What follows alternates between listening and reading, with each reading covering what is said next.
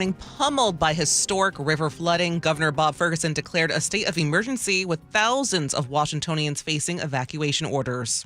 If you receive an evacuation order, please follow that order. This is critical for your safety. The Washington National Guard is being mobilized to respond to the flooding. Major General Gent Welsh, director of the Washington Military Department, says by tonight, 300 members will be ready to go. We're ready to help Washington. This is what we do best. The Skagit River is rising fast. Skagit County is under a level 3 go now evacuation. KIRO 7 TV's Samantha Lomimau is in Mount Vernon. Anyone in the 100-year floodplain west of I-5 and north of the Skagit River. It's scary. We got in this morning and I had to evacuate my animals and all my belongings, and I don't know what's to come of like the homes and our community. Downtown's flood walls are up, the only reinforced barrier between the water and the streets. Floodwaters are rising fast in Sultan, where businesses downtown are bracing for impact. The Skykomish River crested yesterday, leaving streets swamped and prompting a voluntary evacuation order from the mayor. Jamal Beckham of Snohomish Regional Fire and Rescue says, Again, we warn people, don't drive through water. You don't know how deep it is. They get out there and realize their car's dead. Sandbags line storefronts as residents scramble to protect property. KIRO 7 TV's Ranji Sinha is in Carnation this morning, where the Snoqualmie River is approaching its peak. On our drive to get here, we actually had to divert at least once because trees were down across roads, completely blocking them. So the bottom line, this area is definitely feeling the impact. The rain continues to come down, and it is not necessarily all that windy, but it is heavy at the moment. A landslide caused a big backup on I-90 eastbound last night, where 3 vehicles got caught up in a mudslide. Abby Walker saw it happen and says she feared the worst. I'm thinking, this is how my life is going to end. I'm going to be in this mudslide, watching this car fly across the road. I'm thinking they're going to be pushed down. I'm next. Fortunately, no one was hurt. Meanwhile, the American Red Cross has opened several shelters across Western Washington. KIRO 7 TV's Lindsay Sheldon has more. That includes the Evergreen State Fairgrounds in Monroe, St. John's Lutheran Church in Chehalis, New Community Church in Maple Valley, and Meridian Habitat Park and Community Center in Puyallup. The Red Cross is offering warm meals and support for people forced out of their homes by all of this flooding. And there's political fallout after Tuesday's vote to approve a new contract between the city and the Seattle Police Officers Guild. The Seattle City Council approved the new SPOG contract by a 6-3 vote, but Rob Saka was a firm no, with one of his main reasons being that the contract does not provide full subpoena power for civilian oversight. Investigators cannot require officers or witnesses to participate. What Saka is doing is positioning himself to target the police officers in a negative way. SPOG President Mike Solon tells the Jason Ranch Show on Seattle Red 770 AM that they will focus on getting Saka, who has 2 years left on his term, voted out of office. Frank Lenzi, KIRO News Radio. There's only one more summer left to enjoy Wild Waves. The Federal Way theme park announced its 2026 season will be its last. The owner says they've lost millions due to rising costs since reopening after COVID. All 2026 passes and events will be honored. Wild Waves employs about 35 full-time and 800 seasonal workers. Plans for the site are in the early stages. And now to your KIRO News Radio real-time traffic right now. Some drive times: Everett to Seattle, about 28 minutes right now. Marysville to Seattle, about 35. And then Linwood to Seattle, about 15 minutes. And now for your KIRO News Radio forecast. More rain is on the way as we are still dealing with this atmospheric river. High stay will be in the mid-50s. Right now, it's about 49 in downtown Seattle. Coming up, we hear about the massive amount that our state is doling out in lawsuit payments. More on that next. I'm Katrina Gashard. You're listening to KIRO News Radio. Your best source for local news, serving Western Washington and the world with a KIRO News Radio app. Always streaming live on your smart speakers. You're listening to KIRO News Radio, Northwest News.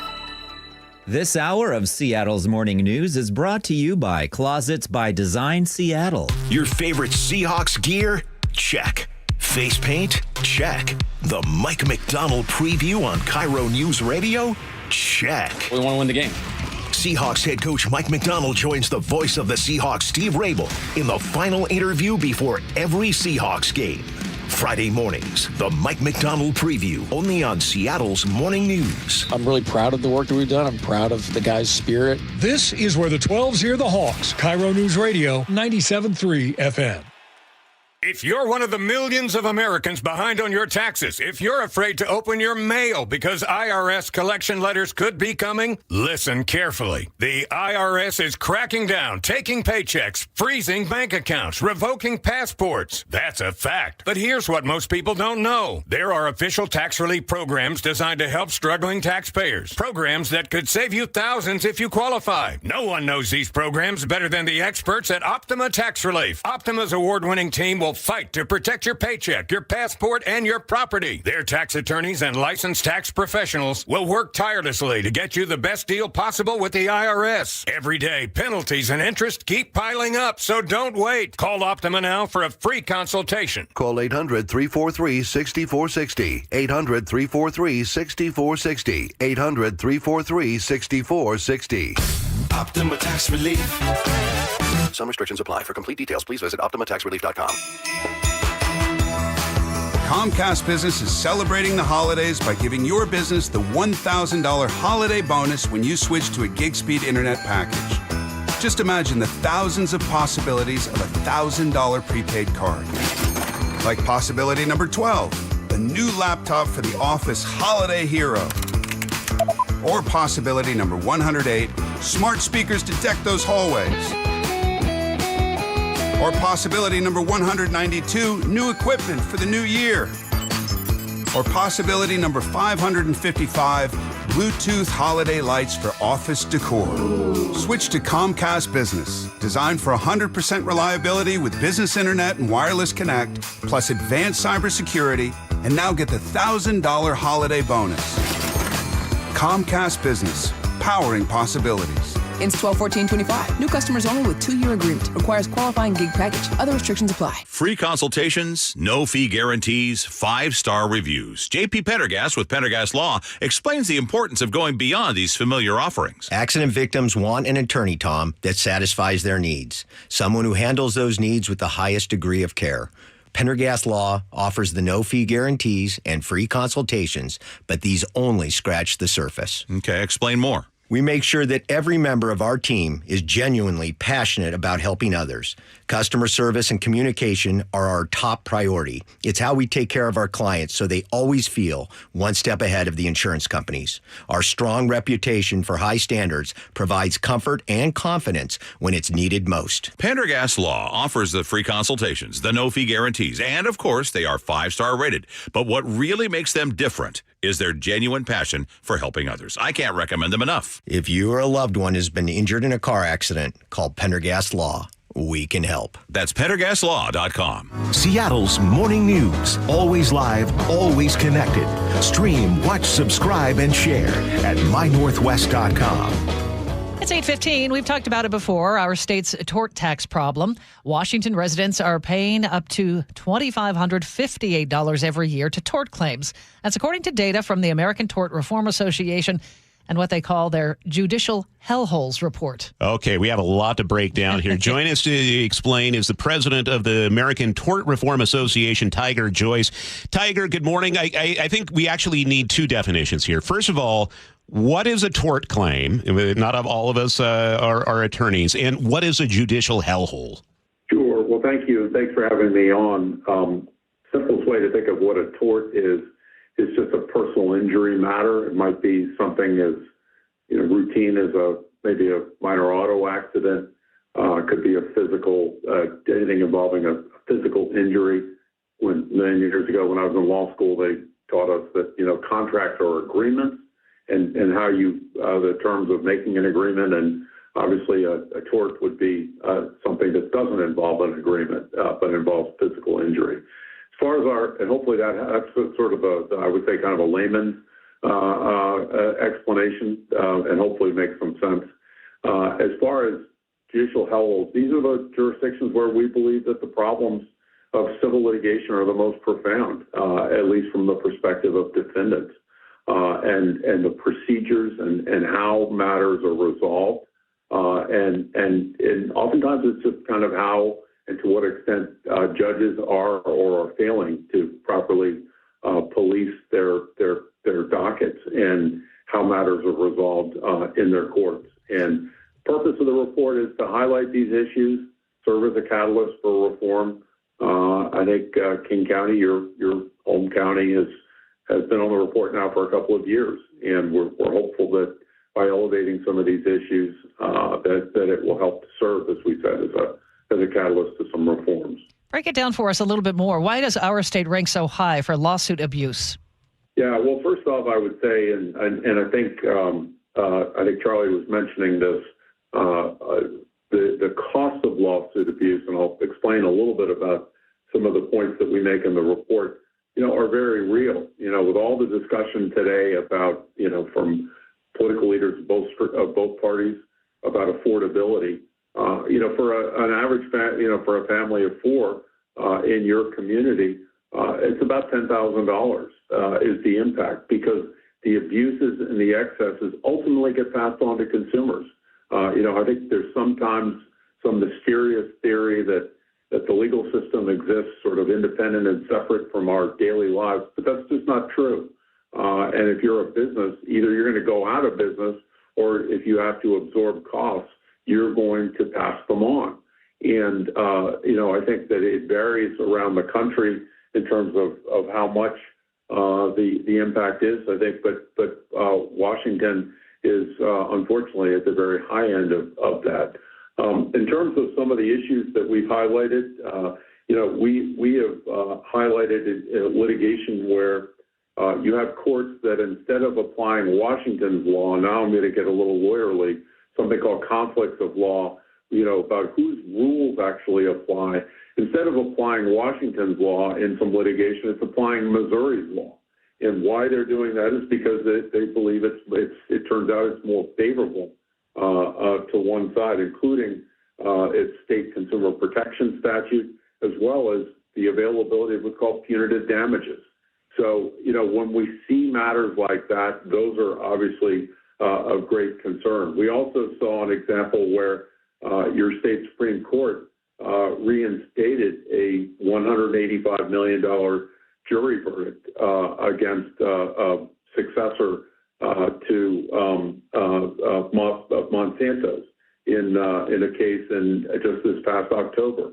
When we see matters like that, when we see wrongful death lawsuits related to climate change that are being brought, and you have courts being allowed to at least proceed to consider those are examples that are, we believe, well outside the mainstream of American civil litigation. That's Tiger Joyce, the president of the American Tort Reform Association, joining us live on Seattle's Morning News. Tiger, thanks for your time this morning. Thank you very much. For your KIRO News Radio forecast, lots of rain continues this morning. Highs will be in the mid-50s. Right now, it's about 49 in downtown Seattle. Coming up, New York Times investigative reporter David Fahrenthold breaks down the biggest news of the week. I'm Katrina Gashard. You're listening to KIRO News Radio. Did you know that nearly half the homes in Western Washington are not properly insulated or not insulated at all? That may be the reason why your home is way too hot in the summer and way too cold in the winter. It may also be the reason that your energy bills are sky high. Right now, Insulation Northwest is offering a free inspection of your home's insulation. This is a $199 value, and it's absolutely free, no obligation. Just call today, and Insulation Northwest will arrange a time that works with your schedule. We'll perform a thorough exam of your home's insulation and give you the advice you need to start saving thousands. Everyone who calls today will also receive a free infrared screening of your home using the latest technology. This will help reveal any hidden flaws in your home's protective energy blanket. What do you have to lose? It only takes about an hour, and it's absolutely free.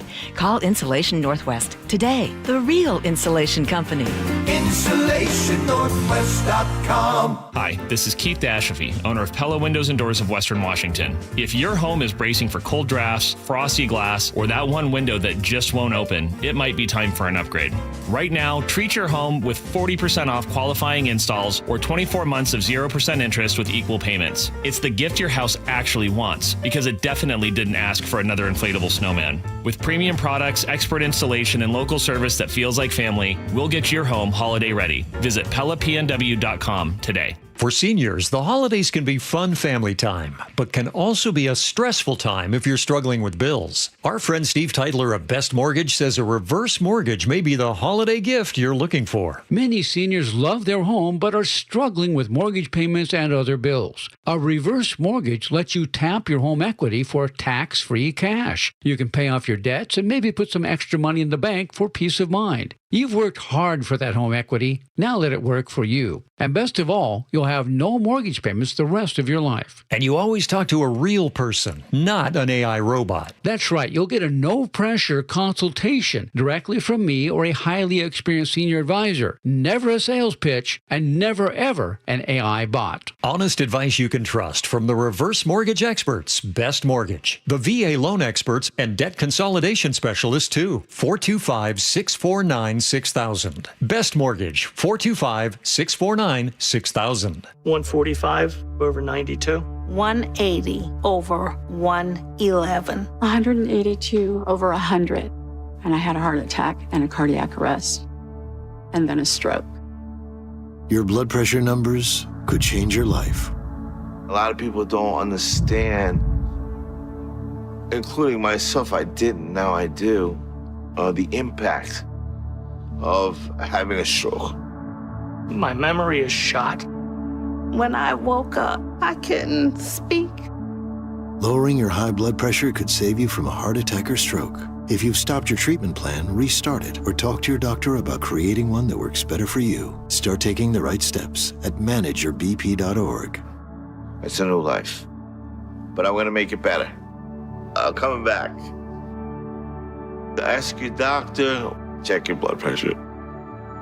Brought to you by the American Heart Association, American Medical Association, and the Ad Council. Did you know in Washington State, you can see a physical therapist without a referral from your doctor? That's right. Thanks to Direct Access, you can skip the wait and get the care you need right away. Shannon O'Kelly, how has Direct Access changed the game? Direct Access for us, Brock, is a game changer. Why? Is because there is so much research and data out there that says if you get in early when you have a musculoskeletal problem or an injury, the earlier you get in and we can start care, the better outcomes and the decreased downstream cost, okay? So it's so important. Our providers are all doctors of physical therapy. They're all trained to identify situations and problems. They've got the skill, they've got the talent, they've got the knowledge. If you get in and start therapy early, we're going to get you back to activity, pain-free, and moving and having fun.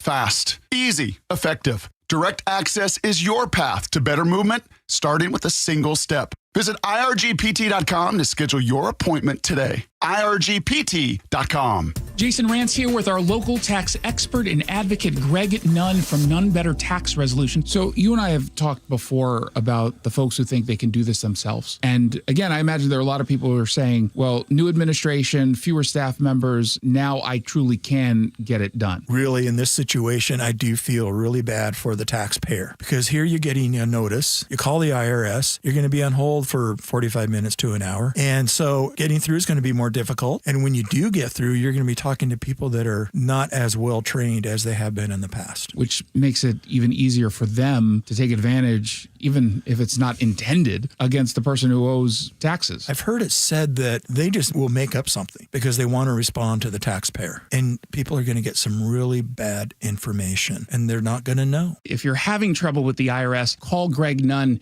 None Better Tax Resolution, 425-947-1967, or Google NUNN, None Better Tax Resolution. Experience the thrill of seeing orcas and humpback whales with Puget Sound Express. Join their family-run tours for guaranteed whale sightings, departing daily from Edmonds. These are Seattle's most popular and well-reviewed whale tours. Book now at PugetSoundExpress.com. CVS Health supports people in the moments that matter, from picking up a prescription to connecting care. With nearly 5 million daily interactions and serving 185 million consumers and 1.5 million healthcare professionals, CVS Health holds a trusted place in healthcare. By simplifying care and improving health, we're helping people get the care they need. Learn more at cvshealth.com/Investor Day. With Steel, batteries are included. This holiday season, give a gift that's ready to go right out of the box. For everything from cleaning up the yard to cutting up firewood, Steel tools check off the wish list and knock out the to-do list. And right now, buy select battery tool sets and get a free extra battery. Visit SteelUSA.com for holiday deals and gift ideas. Happy holidays from Steel. Offer valid for a limited time only at participating dealers while supplies last. Hurry, time's running out. Check off the wish list with instant savings and free battery offers on select Steel tools. Shop online or in store. KIRO Newsradio 97.3 FM Northwest News. Now, the latest from KIRO Newsradio and mynorthwest.com. Good morning. I'm Katrina Gashard. Catastrophic flooding is expected to hit parts of Skagit, Snohomish, and King counties as rivers swell and the region is drenched in rain. Skagit County is under a level 3 go now evacuation. All residents living within the 100-year floodplain should evacuate to high ground immediately. Do not wait. Businesses in downtown Mount Vernon are preparing for the worst. The downtown area sits on the bank of the Skagit River, which is expected to crest this morning.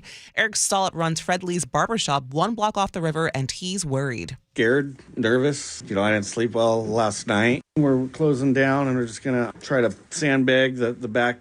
In Snohomish County, people are leaving Ebby Island too. KIRO 7 TV's Jake Chapman is there. We've seen more and more people load cars filled with all of their stuff, looking for a place to stay these next couple of days. But you've got to remember, here on Ebby Island, there's a lot of farmland out here. So we're not just seeing people trying to get their stuff out. They're also trying to wrangle up farm animals like cows, horses, even bulls. Communities along the Skykomish River watched the waters peak late Wednesday. KIRO 7 TV's Jack Bilyeu is in Sultan. Some scrambled at the last minute to get their sandbags in place, while others came out on paddleboards and bicycles to enjoy the water. It wasn't all fun and games, though. On most of our rescues, we've had people sitting on the hood or the roof of their car out here. Snohomish Regional Fire and Rescue shared these images of a water rescue in Monroe. They say 3 separate cars were stuck on the same road, and all 3 drivers were okay. As the atmospheric river continues to soak western Washington, several water rescues have begun. Pierce County deputies wading through water with rescue boats. We have 3 active rescues that are going on. The flooding Puyallup and Carbon Rivers stranding residents in an RV park. Deputies taking them to dry land. We'll get you up on shore here, and then we're working on a plan, okay? East Side Fire and Rescue plucking 3 adults and a dog from their flooded home along the swollen Middle Fork Snoqualmie River. With dozens of rivers throughout the region flooding, these rescues likely won't be the last. Heather Bosch, KIRO News Radio. Washington Governor Bob Ferguson says up to 100,000 Washingtonians could end up under evacuation orders. This is historic flooding.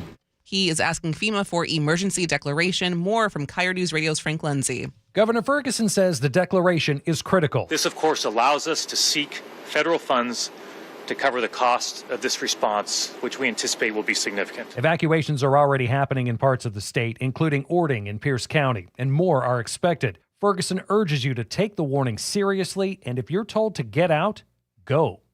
Frank Lindsay, KIRO News Radio. For your KIRO News Radio real-time traffic, Tacoma to Seattle about 33 right now, Puyallup to Renton 18, Everett to Bellevue about 23, Marysville to Seattle about 35 minutes right now.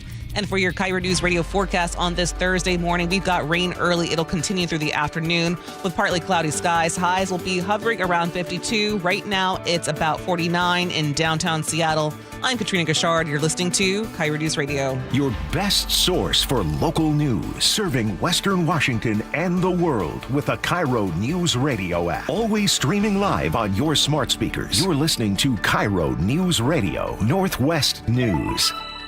Bringing you Seattle's morning news since 1974. This is KIRO News Radio. we call up New York Times investigative reporter David Fahrenthold to discuss the big national stories of the week. David, good morning. Let's start with the announcement this week that President Trump plans to On give a most of our total of rescues, we've had $12 people- billion to help American farmers. Where's that money coming from? Well, you and me. There are some programs that are funded by tariffs and other things that the Agriculture Department has that it can use to help farmers or fight hunger. So there are some leftover funds left to do this, but a lot of this is coming from taxpayers. This is needed because of Trump's trade deals. China stopped buying soybeans. That's hurt a lot of soybean farmers because China was one of their main markets, and also the inflation and costs of things like farm equipment, tractors, things like that have really squeezed farmers. So this is an attempt to sort of buy off that key constituency, although it's not nearly enough to make up for the losses. And this is something that has happened in the past with the previous Trump administration also running into a similar situation. Could they not have foreseen this coming again? You're right that almost exactly the same thing happened in the first Trump term. And no, I guess they didn't see it coming.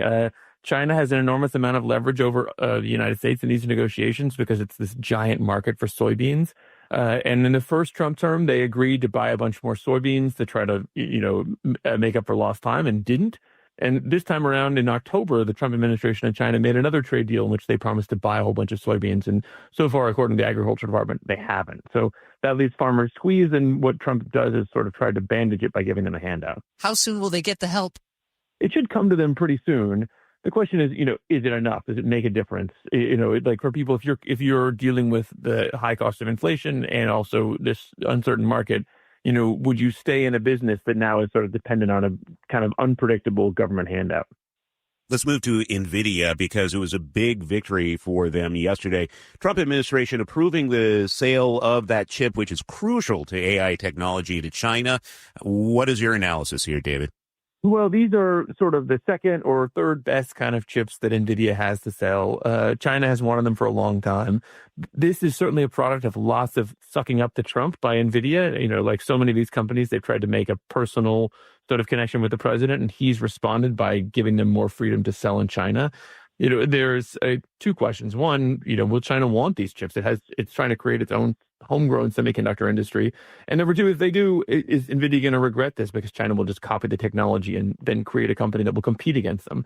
But for now, NVIDIA seems to really want this market, and they've lobbied Trump a long time to get it. David, before we let you go, we wanted to ask a bit about your recent article. You're looking into what is supposed to be a very philanthropic Musk Foundation.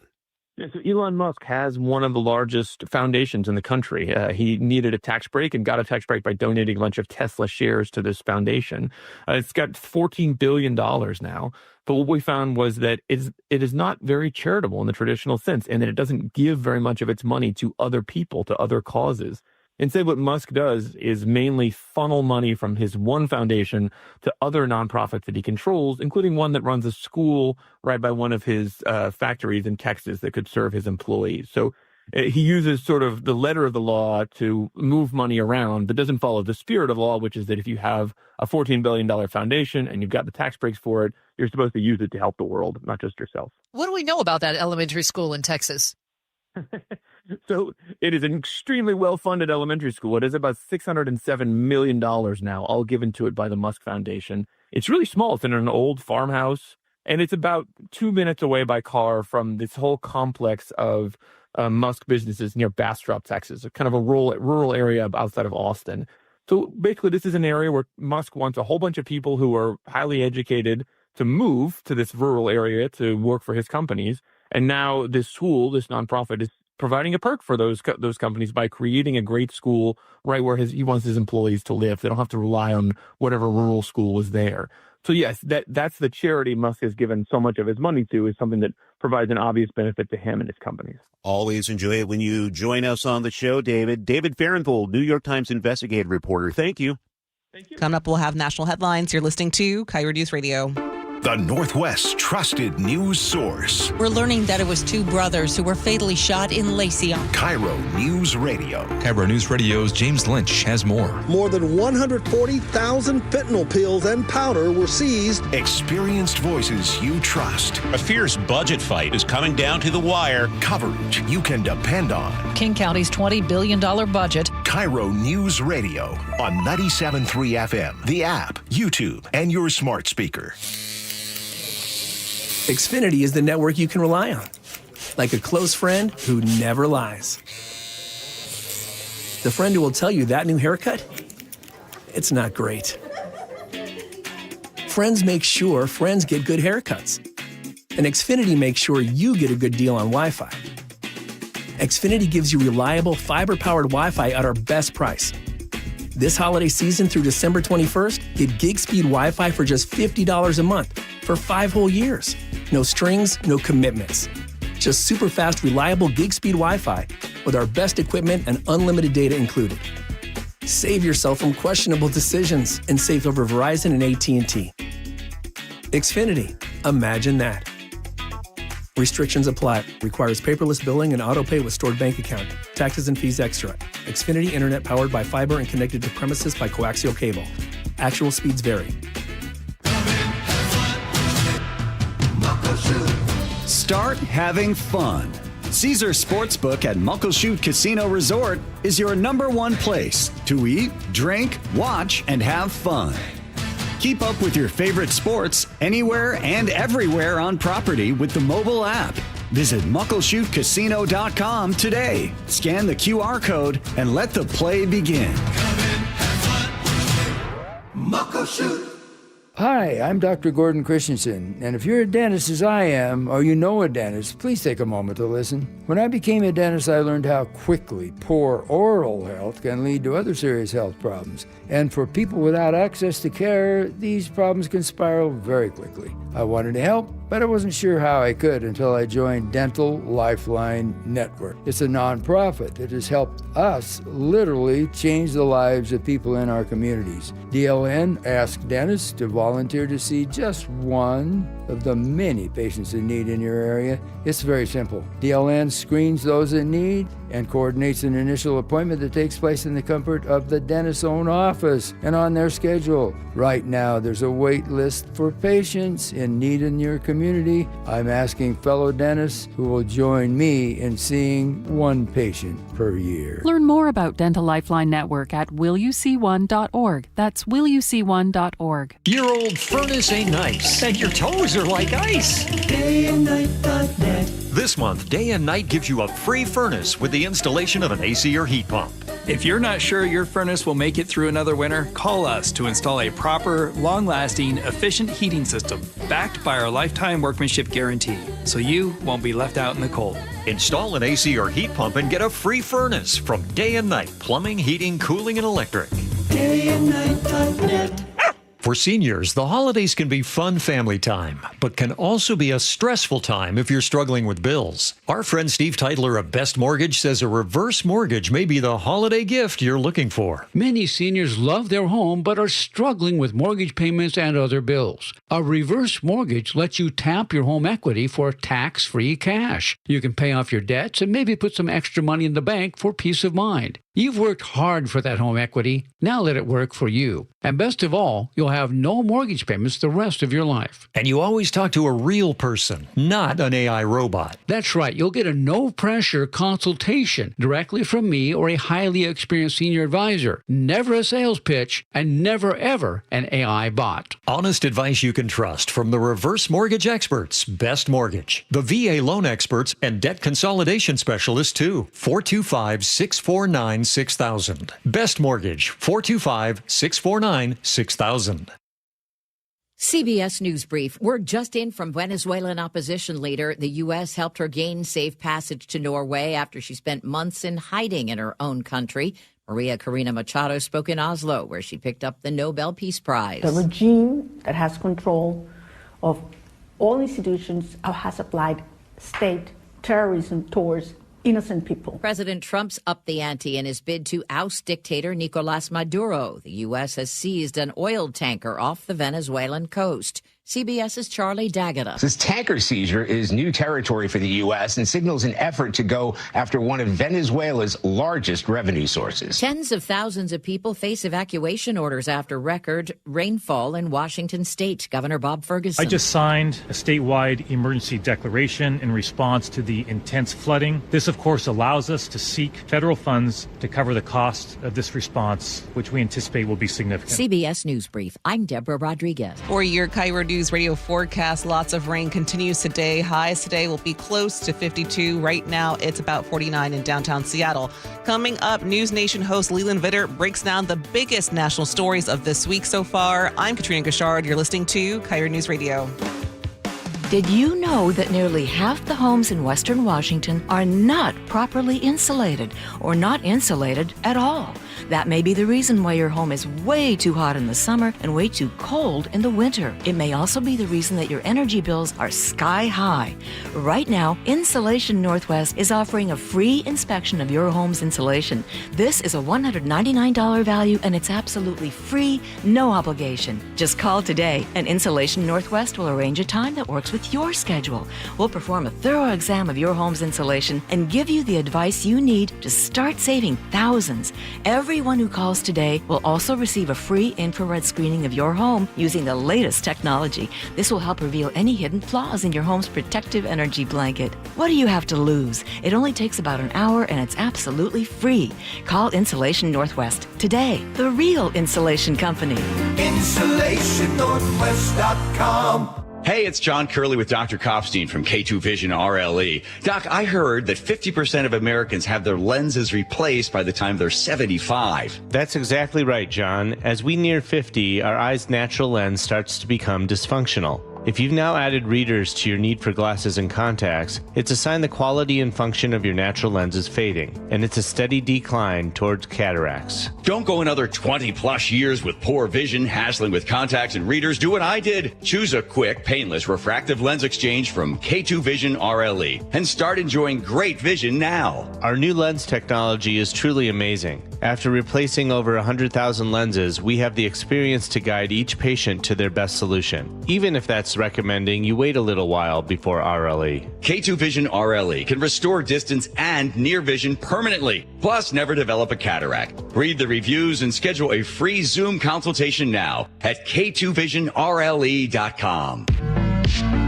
Seattle's tradition for news and conversation. This is Seattle's Morning News with Charlie Harger and Manda Factor. We chat with the host of On Balance, News Nation's Leland Vitter, to talk about some of the big national stories of the week. And good morning, Leland. Let's begin with your latest war notes. The president is headed for Pennsylvania today to talk about the economy. He gives his score a A+++ as he talks about the economy. What are you watching for today?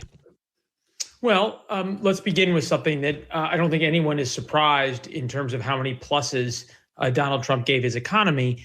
And frankly, it doesn't really matter because the president's feeling on the economy matters precisely zero. What matters is how the American people feel about the economy, and perhaps more importantly, how the American people feel, the president feels about the economy, and whether that is in sync with them, whether the president feels their pain, to borrow a phrase from Bill Clinton. The president's advisors are encouraging him to look forward, not to look back, not to blame Joe Biden, but to talk about what he's doing and where the economy is headed, rather than telling everybody how great it is. Whether or not he takes that advice, we'll find out all together tonight. Leland, what's significant about Paradise Township, Pennsylvania? This is a Trump swing area that he's won, right? So that is the most important part of this. I think it speaks to the feeling of the midterms. This is an area that is Trump country, Pennsylvania obviously being a swing state. The White House is going to want this kind of, I hesitate to use the word rally, but campaign feel, that the president's supporters are behind him. And remember, they've moved this trip up by 4 weeks. This was supposed to start after the first of the year, was going to be the affordability tour, and it is now starting before Christmas, obviously. There is a desire to try and reset the narrative that the president is really engaged and cares. We don't know which Donald Trump we are going to get.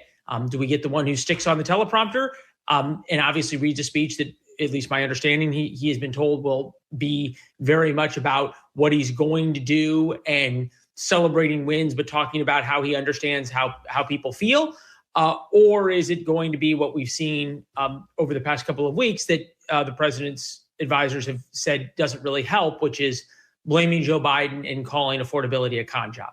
This comes as the president announced yesterday he's giving something like $12 billion as a bailout package for American farmers. He says this money will come from tariff revenue. Give us an idea. Was this expected? I don't know if it was expected in as much as it was necessary, right? Because American farmers are the ones that have been retaliated against by all these countries that tariffs were put on, especially soybean farmers in China. And it's not just farmers that are getting hurt, right? It's entire agricultural communities, which are deeply red areas. And these are some of Trump's core supporters. The problem for the president is you can't bail everybody out. And there's restrictions in terms of what he can do unilaterally without Congress. So you're going to be in a situation where I think he's going to have going forward this very difficult road to go on the economy. As we said last night, the best thing Trump has going for him right now and Republicans have going for them right now is Democrats. Do we even know how much money the tariffs have brought in? There is an accounting month by month into the Treasury. I don't have that number, but yes, we do.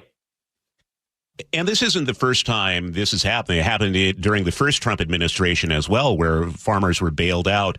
Is this time around, was this expected? I guess the question is, will this just keep happening?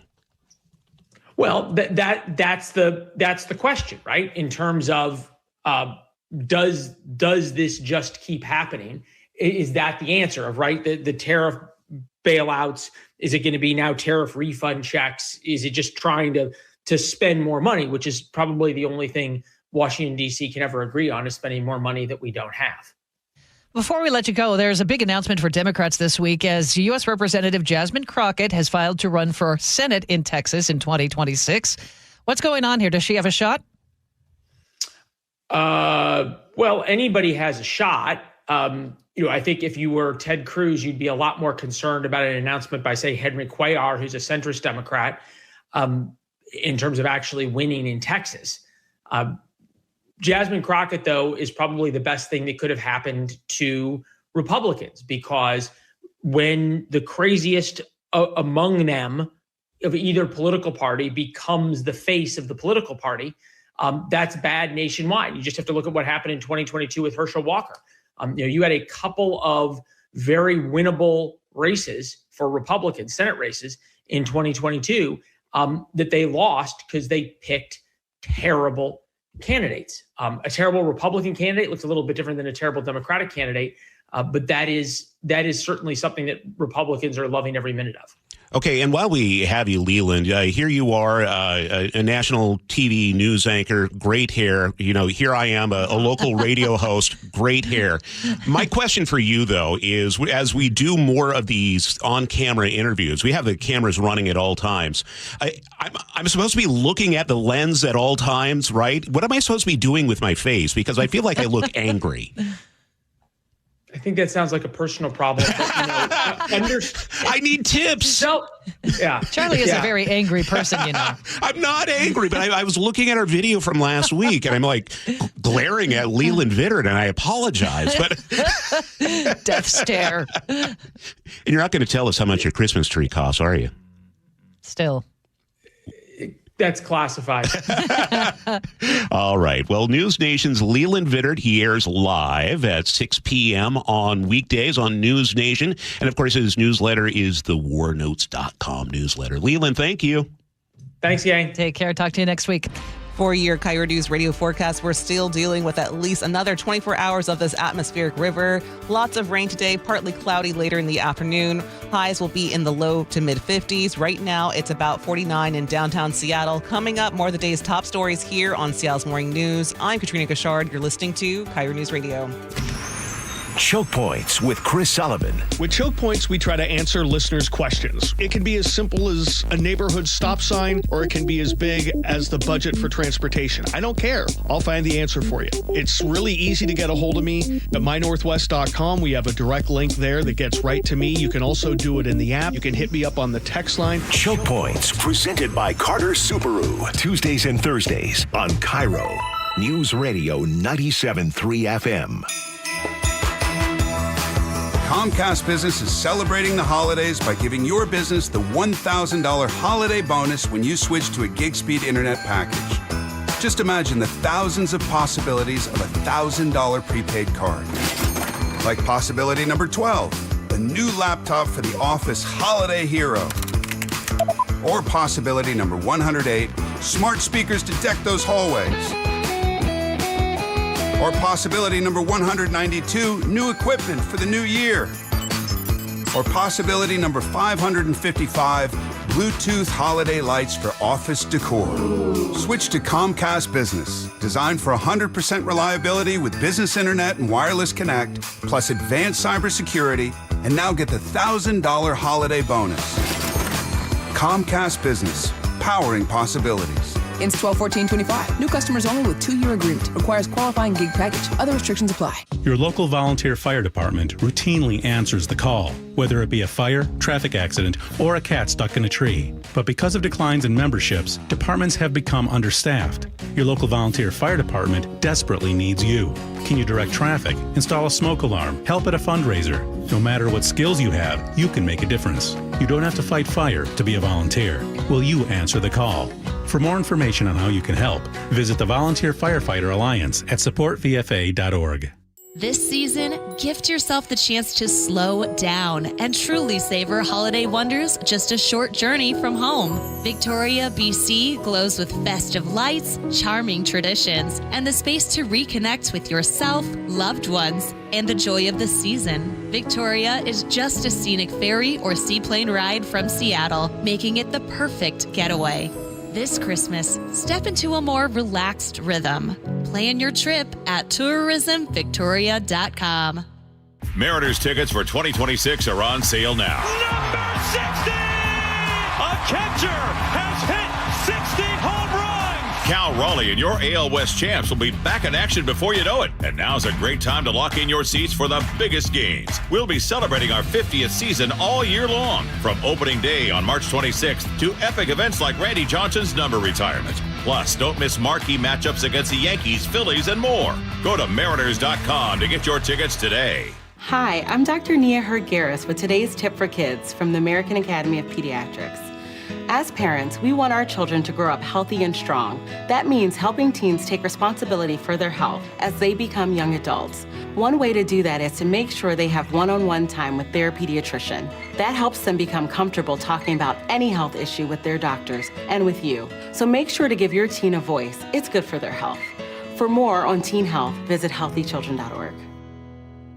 It's always such a pleasure for me to catch up with you, Shannon O'Kelly, President and CEO of IRG Physical and Hand Therapy. And as I understand it, calendar year is wrapping up. There's never a better time to take care of your aches and pains. Why? Well, it's always a great time to come see us here at IRG Physical and Hand Therapy. We'll take care of your aches and pains. We'll get you better. But particularly, Brock, at the end of the year, most people have met their deductibles. They may have HSA, may have FSA funds. So use the opportunity to use your insurance to treat those aches and pains so you're not taking them into the new year. So you're healthy, fit, and you're excited about the new year. That's what it's all about. Here at IRG, we are so dedicated to making sure our patients really understand the insurance because it's a complex world. So when you call us, we're going to help you navigate your insurance. But I will tell everybody listening right now, if you've met your deductible, get your aches and pains treated here at IRG. We'll take care of you. We'll take care of your insurance. We'll take care of your family. We'll take care of everybody. Clinics up and down the Puget Sound for you to go visit or see him online at irgpt.com. He was the heart of your family,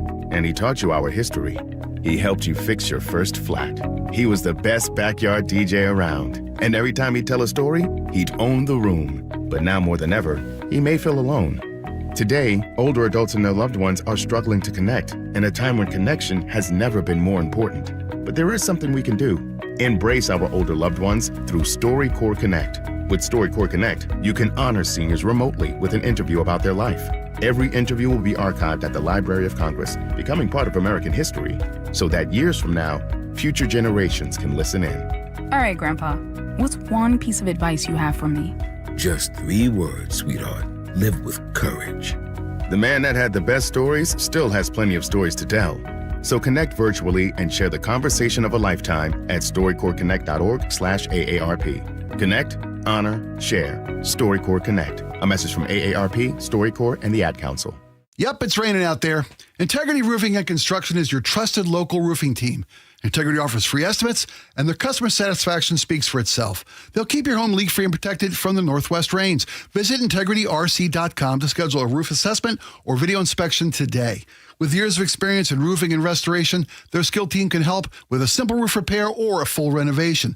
Don't wait until the next storm hits. Schedule your free estimate today. Visit IntegrityRC.com. That's IntegrityRC.com. Best Mortgage, the VA loan and reverse mortgage experts, are proud to partner with KIRO Radio for over 20 years. Get a no-pressure consultation from a real person, never an AI bot. Web search Best Mortgage for honest advice you can trust. KIRO FM and HD1, Tacoma, Seattle. This is CBS News on the Hour, sponsored by Eggland's Best. I'm Deborah Rodriguez. Uncle Sam lends a hand. We've learned a Nobel laureate slipped out of her country in disguise. I'm Vicky Barker at the Foreign Desk in London. Out of hiding after 16 months, Venezuelan opposition leader Maria Corina Machado says the U.S. government helped her get to Norway to accept the 2025 Peace Prize. She says there are many people she hopes to thank by name someday. Certainly, I don't want to put them in risk right now. Machado voiced implicit approval of President Trump's threats and actions on Venezuela, saying it's drug traffickers and terrorist states who are funding the repressive Maduro regime. The Wall Street Journal says Machado wore a wig and got past 10 military checkpoints to reach a wooden fishing boat that took her across the open Caribbean to Curacao, where she spent the night before a private jet whisked her to Oslo. Later this morning, the Senate takes up one of the main issues at the heart of this fall's government shutdown. CBS's Jared Hill. The chamber is set to vote on dueling bills as COVID-era healthcare subsidies are expected to skyrocket at the end of the year. Dems pushing for an extension, Republicans a revamp. Neither is expected to pass. Washington state is under a state of emergency from a barrage of torrential rain that sent rivers flowing over their banks. It's triggered a mudslide that crashed down onto a highway and trapped people in floodwaters. This woman had to leave her home in Mount Vernon. It's scary. We got in this morning and I had to evacuate my animals and all my belongings. Amtrak trains between Seattle and Vancouver have been suspended. More than 17,000 customers have no electricity. A highly contagious virus has shut down a school in New England. Roberts Elementary in Medford, about 5 miles north of Boston, is undergoing a deep cleaning after over 130 students were reported absent on Wednesday. Students and staff who did show up for school also felt symptoms of an upset stomach. The main suspect, norovirus. The interim superintendent says out of an abundance of caution, cafeteria equipment is going to be examined to rule out any other potential causes. James Rojas for CBS News, Boston. Time Magazine's Person of the Year isn't a single being, but the architects of AI. Time's Bill Perigo. This year was really the year that the world doubled down on artificial intelligence, that the technology infiltrated many aspects of our lives, that it became clear that it could do many productive parts of the economy. Other top Time contenders, the CEOs of NVIDIA and OpenAI, Pope Leo, President Trump, and New York's mayor-elect Zohran Mamdani. Dow futures down 3. This is CBS News. Eggland's Best, the only eggs with more fresh and delicious taste, plus superior nutrition. Eggland's Best. Better taste, better nutrition, better eggs. It's 6:03. Let's go to Chris Sullivan at the traffic desk. And we have so many flooded roads, I can't keep track of them all, but here are the biggies. SR2 closed in Index and over Stevens Pass. Eastbound 90 closed in North Bend. 202 closed from Falls City to Carnation, and 203 closed in Duval. Those are our biggies, but there are a ton others out there across the board. As for our freeways, they're not doing too bad to start this Thursday morning. We've got about a 50-minute trip from Puyallup to Renton. Heavy brake lights there through the Pacific area, but that shouldn't be a shock. And then Renton to Bellevue's under 20. There are brake lights through Nisqually this morning, 40 minutes already to Tacoma. Federal Way to Seattle's about 40 minutes as well, coming down from the north end. Not too bad to start. 35 minutes from Everett to Seattle or Everett to Bellevue. KIRO News Radio Real-Time Traffic. I'm Chris Sullivan. Now, the latest from KIRO News Radio and MyNorthwest.com. Live from East Lake Avenue. You're listening to Charlie Harger and Manda Factor, Seattle's morning news. At 6:04, we wake up this morning with more than 100,000 people in Western Washington under evacuation orders. Governor Bob Ferguson has declared a statewide emergency as rivers surge toward catastrophic levels. The situation is most critical this morning in Mount Vernon, where the massive Skagit River is threatening to top the downtown flood wall. Our Luke Ducey is live in Mount Vernon, where the mayor warns of a potentially worst-case scenario. Luke?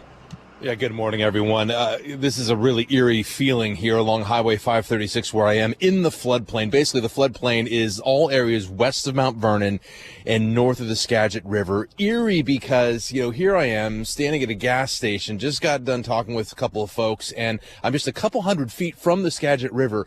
Every business, including this one that I've driven by through this area, they're all piled with sandbags about 3 feet or so high in front of their doors. But it's not raining. So I'm standing here, no rain. I know the river's right there. It's not flooded yet, but it's coming. It's coming, and what does that look like? What does that mean? They're telling everyone you got to get out because it is coming, but it's very calm here as well. Again, Mount Vernon, through the town of Mount Vernon, I drove through there to get here. The Skagit River, the water was lapping up against that concrete protective wall in town. It's supposed to crest at 42 feet. That's the prediction from the National Weather Service. When's that going to happen? Well, what I read in some of their modeling, maybe tomorrow morning, around 6 a.m. or so. I know there are different models out there that are giving different information as well, but the order is to get out now. Again, I'm at this gas station. I was talking with a couple people here, including Eric. Now, here's what Eric told me. I woke up to a message from my neighbor asking if we had a plan for the evacuation, and I'm like, wow, I mean, this has probably gone to another level. Like, didn't see that coming, so I don't know, this is going to be really interesting for sure. So I'm putting fuel in the van so that, like, my 10-year-old son and I can, go do something, probably just leave town. Yeah, so people here are kind of just learning about the evacuation, or it's just not registering because, again, it's so calm here. But this has also never happened before, as a motorcycle's pulling in here to fuel up as well. So what does that evacuation order kind of mean? It's also in effect for Cedro-Woolley and concrete, basically anything near the Skagit River. Well, they're telling people, hey, you got to go and grab things like your wallet, your purse, your house and car keys, your medications, your cell phone, grab your pets, grab some cash, and the warm clothing that you can get on your body and leave. I mean, think about that. If someone told you, do that, grab those things, and get out now. Well, we're going to be here all morning, as long as we can be, to see what happens. But really a scary situation here in Mount Vernon. Back to you. Okay, Luke, thank you. A big surge also expected later this morning along the Skagit River, so we must be careful. We head to the Pierce County town of Orting, where the Puyallup and Carbon rivers have pushed over their banks. Deputies with rescue boats wading into a flooded RV park, rescuing several stranded residents. We'll get you up on shore here, and then we're working on a plan, okay? People who live near the High Cedars Golf Course in Orting are under Level 3 Get Out Now evacuations. Back in Snohomish County, people are leaving EB Island, too, as we hear from KIRO 7 TV's Jake Chapman. We've seen more and more people load cars filled with all of their stuff, looking for a place to stay these next couple of days. But you've got to remember, here on EB Island, there's a lot of farmland out here. So we're not just seeing people trying to get their stuff out. They're also trying to wrangle up farm animals like cows, horses, even bulls. keeping you informed since 1974. This is the city's longest-running radio news show. Seattle's Morning News on KIRO Newsradio.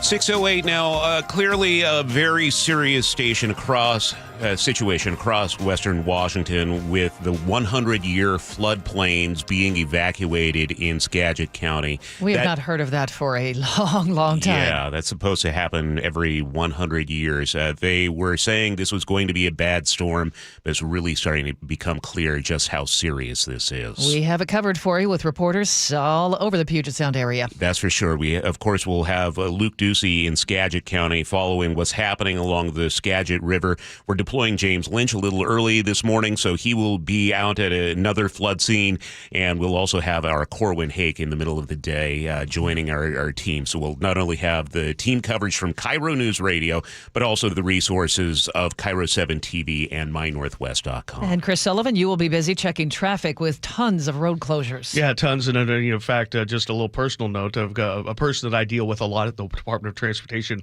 in the communications department. She lives on EB Island with her horses.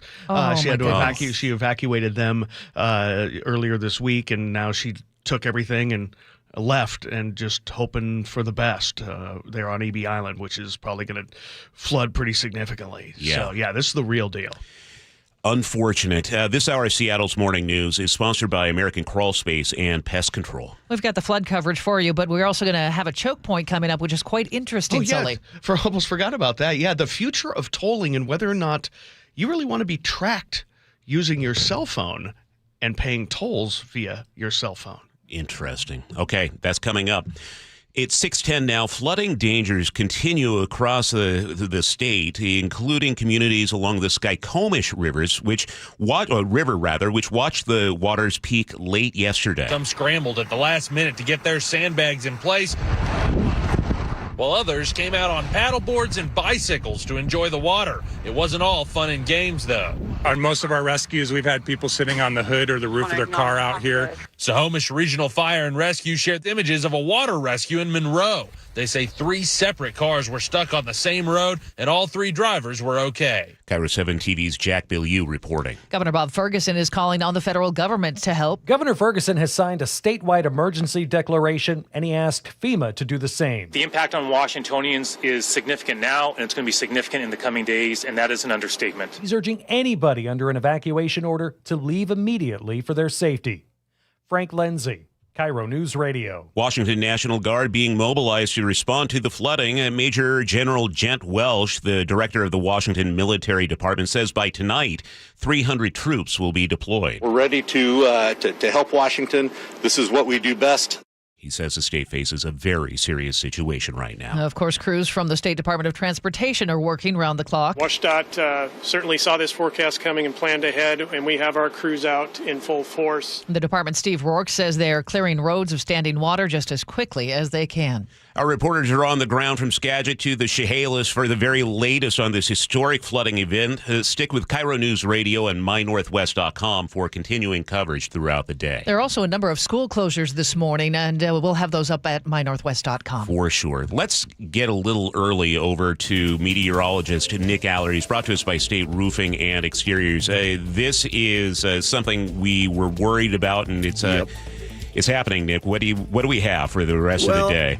I mean, I can tell you, I remember 06 and 07. I was on the air for those. I remember in 1990 being a kid here, growing up and going through all of that. This is really reminding me of those times for sure. We just have flood warnings all over the place. We have a handful of record-setting flood levels. We have major flooding for a lot of rivers, or did, and now we're seeing them come down, and we still have rivers that are yet to crest. Now, we have plenty of rain out there, but it's interesting. I'll give you an example. If you look at, say, like Stampede Pass, I think it's about 1.5 inches so far this morning, roughly, and that total since midnight is on the lighter side compared to some of the heavier rain we had yesterday and earlier in the week. I mean, it's just been insane how much rain we have had. So, you know, with over 1 foot plus in the Cascades total, I think from here on out, we'll see another 1 to 2 inches maybe. And I think the rest of the area from, say, like Everett through Olympia, you have rain this morning. As the day goes on, it gets lighter. starts to taper, and we see fewer showers into tonight, but I still think very wet for the morning drive and still showers for the afternoon and evening drive. It's just not going to be as wet later today, and I fully do expect to see, again, some drier weather from there. So I think overnight into tomorrow, I think tomorrow is mainly dry with just a couple of showers here and there. Then I think Saturday is as well with some sun breaks. It looks nice. We do see some showers returning on Sunday. And then to start next week, I think it could be pretty darn heavy again around Monday. But then as we get into Tuesday and Wednesday, our snow levels come back down. But man, it's been impressive. There have been places in the Cascades around like Mount Rainier, around the Central Cascades, 12, 14, 15 inches of rain. Plenty of spots around like 8, 9, 10, 11 inches. The Olympics, same thing, 5, 9, 12. Just so much rain. The good thing is it will not be as windy today. It's still, the soil is saturated, so we could see some issues with landslides, but we're not going to have as much wind, which really was also a mess yesterday with power outages and down trees. So it's historic. There's no other way around it, but thankfully we're almost through it for a couple of days off this weekend. Yeah, Nick, you heard the online comments, right? I mean, people are saying, this is just a rainstorm. Why are you overhyping it? And what? Trying to convey, no, this is the real deal. This is serious. This is historic. We haven't seen some rivers get this high ever. I mean, literally in recorded history ever. So I mean, like the Skagit is one of those. The Snohomish. I mean, this is huge. I think for a lot of you, if you don't live immediately near a river, I could understand that because your perception around you is it's just been gross and rainy. I get that, but when you look at some of the flood levels, Again, growing up here, I remember the 1990 flood. We haven't seen stuff like this. This is unheard of. All right. Thank you, Nick. In Seattle right now, we have rain coming down. It is 49. Not going to be a pretty commute this morning, and Chris Sullivan has your traffic every 10 minutes. Yeah, but getting to the freeway will probably be the hardest part because there's so many outlying roads, too many to mention, that your normal route is going to be cut off in some way, shape, or form. As I try to keep mentioning the biggies. I mean, SR2 is closed in Index, and again over Stevens. Eastbound 90 closed in North Bend. Fall City to Carnation on 202 closed. Duval 203 is closed. So those are some of the biggies. If you get it to the freeway, it's not terrible. We've got the normal stuff up the Valley Freeway, a little over 50 minutes to make the drive from Puyallup to Renton. Renton to Bellevue, the S-curves are starting to heat up just a little bit, kind of at the north end. Overall, about 20 minutes to get you to Bellevue. Federal Way to Seattle's not bad at all. 40, 42, 43 minutes, that's manageable. About 40 minutes from Everett to Seattle or Bellevue. Not much action in Marysville as of yet. Olympia to Tacoma is not too bad either, just a little slowing through the weaving and merging once you get to about the Nisqually Bridge. This report brought to you by the Emerald Queen Casino with the ultimate tribute to rock, Hairball, coming to the Emerald Queen Casino on April 2nd. Tickets at theemeraldqueen.com. Hairball, April 2nd, only at the Emerald Queen Casino, the entertainment capital of the Northwest. 6:15, Katrina Gashard is here, and it sounds like a fast food holiday ad has backfired. It sure did. McDonald's has pulled an AI-generated Christmas commercial from YouTube after many deemed it the satirical take a little distasteful. It's the most terrible time of the year. It featured a series of short, chaotic clips of people braving winter weather, getting stuck in tangled holiday lights, and burning homemade cookies. The ad was created by an LA agency for McDonald's in the Netherlands. An American marketing expert suggests a very unhappy human created this ad. Yeah, you need a little holiday cheer.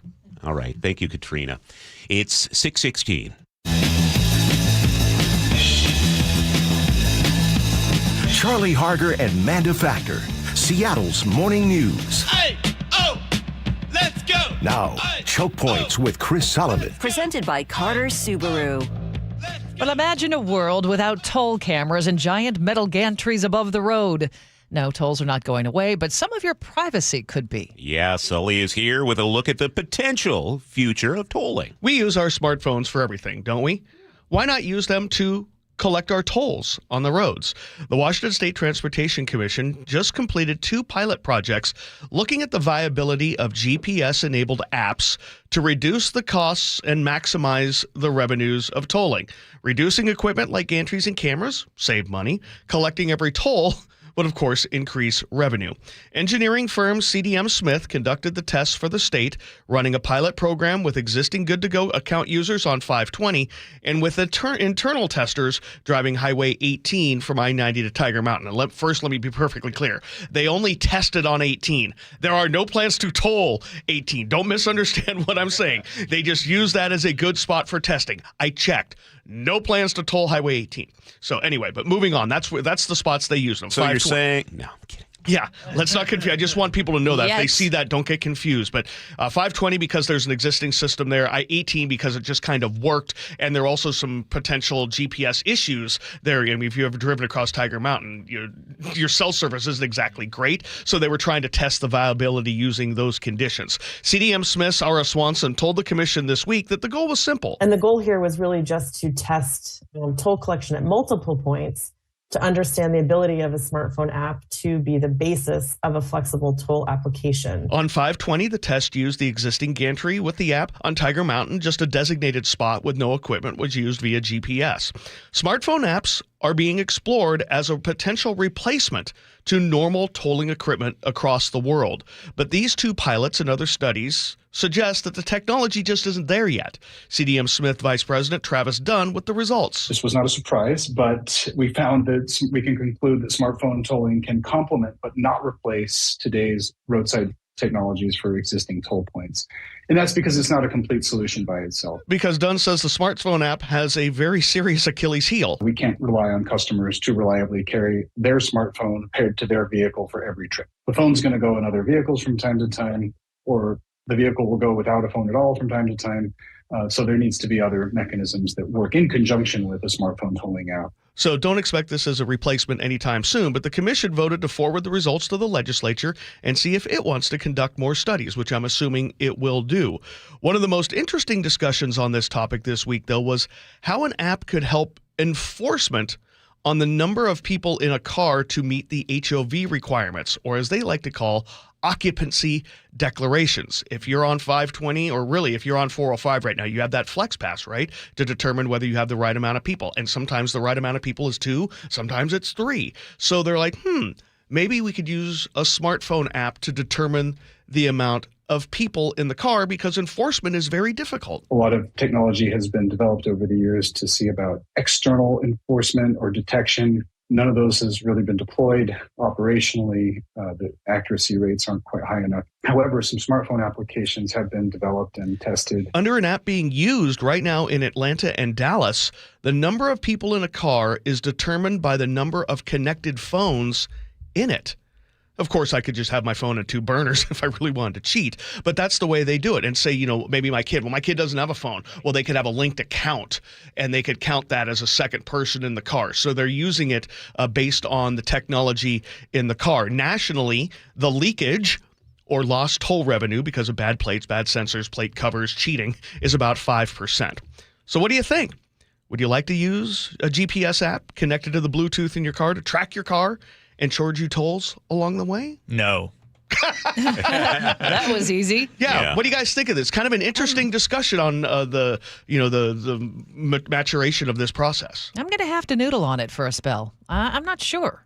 I mean, I am not naive. I know they probably are. But to think of overtly sharing my location and data with the government is something that makes my skin crawl. No. But they don't keep the data for past a certain amount of time, and they don't possibly do.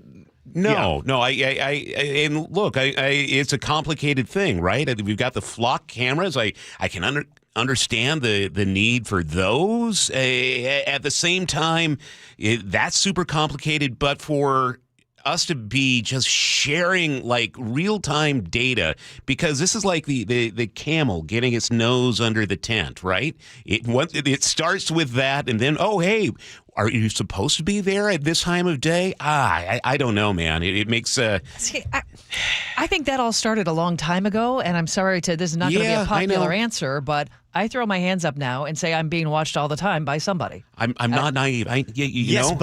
But with that, I think a lot of people are then trying to go away from the smartphones a little bit more, especially if you're in the car. I think you either leave it at home, you put it in the back seat, and maybe the GPS still works regardless. Who's leaving their smartphones? I think there's a movement, and you're going to see it of the younger generation. People. Well, I don't know, and I think it's worrisome to depend on people having their phones in the car in order for the tolling system to work. Yeah. You were right. This is a very talky subject. Sully, you said so yesterday. It almost seems like in these discussions, the more we go technical, the better it is, and the simplest solutions were the ones pre-technology.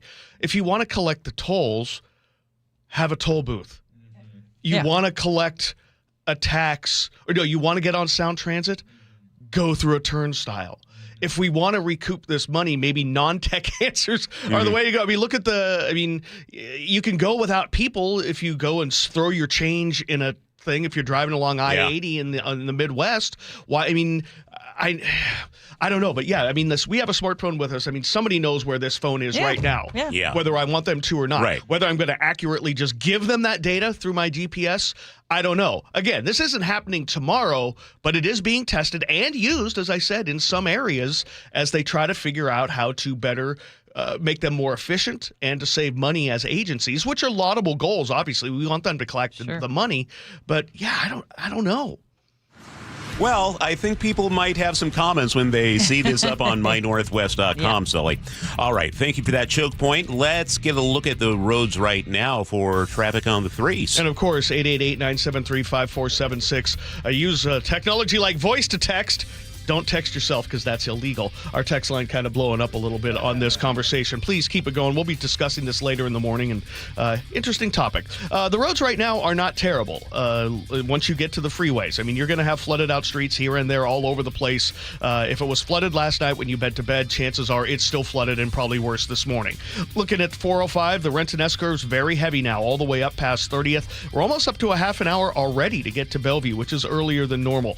The Valley Freeway getting closer to an hour with brake lights through Pacific and in Auburn, so not a great drive there. Some slowing in Nisqually, but manageable. 40 to Tacoma, a little bit up the hill to Fife, and then 45 minutes from Federal Way to Seattle. A little over 40 from Everett to Seattle or Bellevue. We really haven't started seeing a lot of things away from Linwood as of yet, but we're getting there. Highway 522 is pretty heavy across the Snohomish River. It's going to be that way, obviously, with 203 closed south of Monroe, so that's going to be one of our primary alternates to that corridor today. KIRO News Radio real-time traffic. I'm Chris Sullivan. Well, we are going to see rain again today. The rivers continue to rise. 52 our high for today. We're looking for about 1/4 inch of rain, but tomorrow it looks like we're going to start to dry out. Should be mostly cloudy. We'll stay cloudy on Saturday, but then here come the showers again on Sunday. Those highs staying in the mid-50s.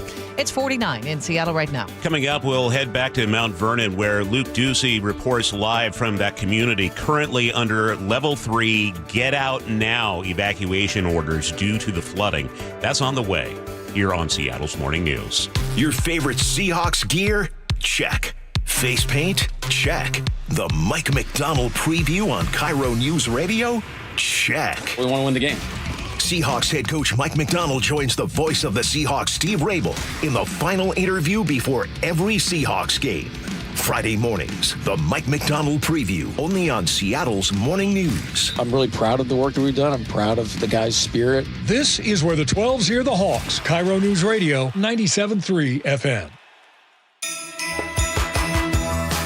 Comcast Business is celebrating the holidays by giving your business the $1,000 holiday bonus when you switch to a gig speed internet package. Just imagine the thousands of possibilities of a $1,000 prepaid card. Like possibility number 12, the new laptop for the office holiday hero. Or possibility number 108, smart speakers to deck those hallways. Or possibility number 192, new equipment for the new year. Or possibility number 555, Bluetooth holiday lights for office decor. Switch to Comcast Business, designed for 100% reliability with business internet and wireless connect, plus advanced cybersecurity, and now get the $1,000 holiday bonus. Comcast Business, powering possibilities. Ends 12/14/25. New customers only with 2-year agreement. Requires qualifying gig package. Other restrictions apply. An illegal alien from Guatemala charged with raping a child in Massachusetts. an MS-13 gang member from El Salvador accused of murdering a Texas man, a Venezuelan charged with filming and selling child pornography in Michigan. These are just some of the heinous migrant criminals caught because of President Donald J. Trump's leadership. I'm Kristi Noem, the United States Secretary of Homeland Security. Under President Trump, attempted illegal border crossings are at the lowest levels ever recorded, and over 100,000 illegal aliens have been arrested. If you are here illegally, you're next. You will be fined nearly $1,000 a day, imprisoned, and deported. You will never return. But if you register using our CBP Home app and leave now, you could be allowed to return legally. Do what's right. Leave now. Under President Trump, America's laws, border, and families will be protected. Sponsored by the United States Department of Homeland Security. What's your holiday tradition? It's G. Scott here. For me, it's gathering with loved ones around a meal that brings joy. For many families, that tradition feels out of reach. Next time you shop at Safeway, please donate to Nourishing Neighbors. Your gift provides groceries to families across Washington, giving them access to nutritious food and the dignity to shop like the rest of us and choose what's meaningful for their holiday table. Visit nourishingneighbors.com and donate at your Safeway checkout. That's nourishingneighbors.com. Doctors King and Copstein from K2 Vision. If you're over 50 and you've been diagnosed with a cataract, or your vision is changing as you're developing an early cataract, you could be a perfect candidate for K2 Vision RLE. It's inevitable. At some point, typically in your 60s or 70s, you'll have a dysfunctional lens that eventually becomes a cataract. To restore your vision, you will someday need a procedure such as refractive lens exchange. The question is, are you done with glasses? Do you want to spend your good, active years hassling with changing prescriptions and needing readers? K2 Vision RLE can give you great vision now, permanently, and you'll never develop that cataract. The procedure is quick and painless, and our state-of-the-art custom lens technologies give highly predictable outcomes. K2 Vision surgeons have performed nearly 100,000 procedures. We know when RLE is right for you. Find out. Schedule a free Zoom consultation at k2visionrle.com. K2 Vision RLE. No glasses, no contacts, no readers. Veterans, if you're struggling with bills, VA loan expert Steve Teitler of Best Mortgage says he may be able to cut your monthly expenses. Many people accumulated a lot of debt over the past few years, and even if you have a low mortgage rate, your total monthly payments may be a struggle. The good news is VA loan rates have dropped, and that means you can do a VA cash-out refinance to pay off your high-interest rate debt and roll everything into one low monthly payment. For example, one of our VA clients saved $1,268 per month. And remember, with a VA loan, you can buy a home with no money down. And you always talk to a real person, not an AI robot. That's right. Whether you're a veteran or seeking a conventional loan, you'll talk directly to me or a highly experienced senior advisor, never an AI bot. Honest advice you can trust from the VA loan experts. Best Mortgage, 425-649-6000. Best Mortgage, 425-649-6000. Jazz Alley invites you to come celebrate the season with David Benoit's Christmas tribute to Charlie Brown, featuring vocalist Courtney Fortune. Shows run December 18th to 21st. Tickets at jazzalley.com. Next up, Mark O'Connor's Appalachian Christmas. Red Hawks rising. Seattle U's men's basketball is hosting some big games at Climate Pledge. Grab your tickets at goseattleu.com/tickets. Our next home game is December 19th against UW. Take your business to the next level in 2025 with help from WaFd Bank. WaFd Bank's business accounts and cash flow tools get you paid in hours, not weeks, so you can grow your business and meet your goals. You need a best bank. Visit wafdbank.com to learn more. Member FDIC. Now, the latest from KIRO Newsradio and MyNorthwest.com. Live from East Lake Avenue. You're listening to Charlie Harger and Manda Factor, Seattle's morning news. Good morning. It is 6:31. Go now. That is the urgent message for tens of thousands of people in Skagit County this morning. Emergency officials warn that levees are at high risk of being overtopped as the river rises to record highs. We are looking at a disaster that the state emergency director calls dangerous and rapidly evolving. KIRO News Radio's Luke Ducey is live with us from Mount Vernon this morning, where the entire 100-year floodplain is under evacuation orders. Luke, what does it look like there? Good morning, everyone. Yeah, I'm along Highway 536 here. It looks calm. It's not raining. It's not flooded yet. I see puddles of water here and there just because of the rain, but it's very eerie because, I've been talking with a lot of people this morning. They don't also it's just not clicking. Got to go now, but what does that really mean? And what does that look like? And what do we grab? And really, we have to get out because it doesn't seem like we need to right now. But there are a lot of people, I just want to recap where that floodplain is in all areas west of Mount Vernon and north of the Skagit River, basically. Every business here I've seen, they're all preparing for something. Like they're putting sandbags everywhere along their businesses. I've seen it all throughout this area. A lot of people are already evacuating as well. Some are just thinking about it and figuring out maybe, today we've got to pack some stuff up. And then I came across Joe. I met Joe here, and I talked with Joe for a little bit. I've been here for 50 years, and these are scary numbers. I've never seen numbers like this. I've never sandbagged before. We've got a bunch of classic automobiles. They're in trailers. All my welders, all my plasma cutters, they're in trailers. The motorhome is, as we speak, I'm loading water into it. Yeah, and I met him here. He was gassing up his motorcycle because he's taking that to higher ground as well. He's taking all of that stuff to higher ground. He's an example of someone who is prepared, and he's heeding the call. And he said he was with the whole community here a couple days ago just filling sandbags for folks and people coming from areas high up that are not going to be affected by flooding in this area, coming down to help people sandbag as well. The Skagit River, which is just a couple hundred feet away from where I am right now, is supposed to crest at 42 feet. When is that going to happen? That's a good question. The National Weather Service predicting maybe by tomorrow morning. But here's the deal. Joe was telling me, again, he's been living here for about 50 years. There's a dike nearby. If the dike holds and the water kind of laps over that dike, well, that's one thing. We'll see what happens, he said.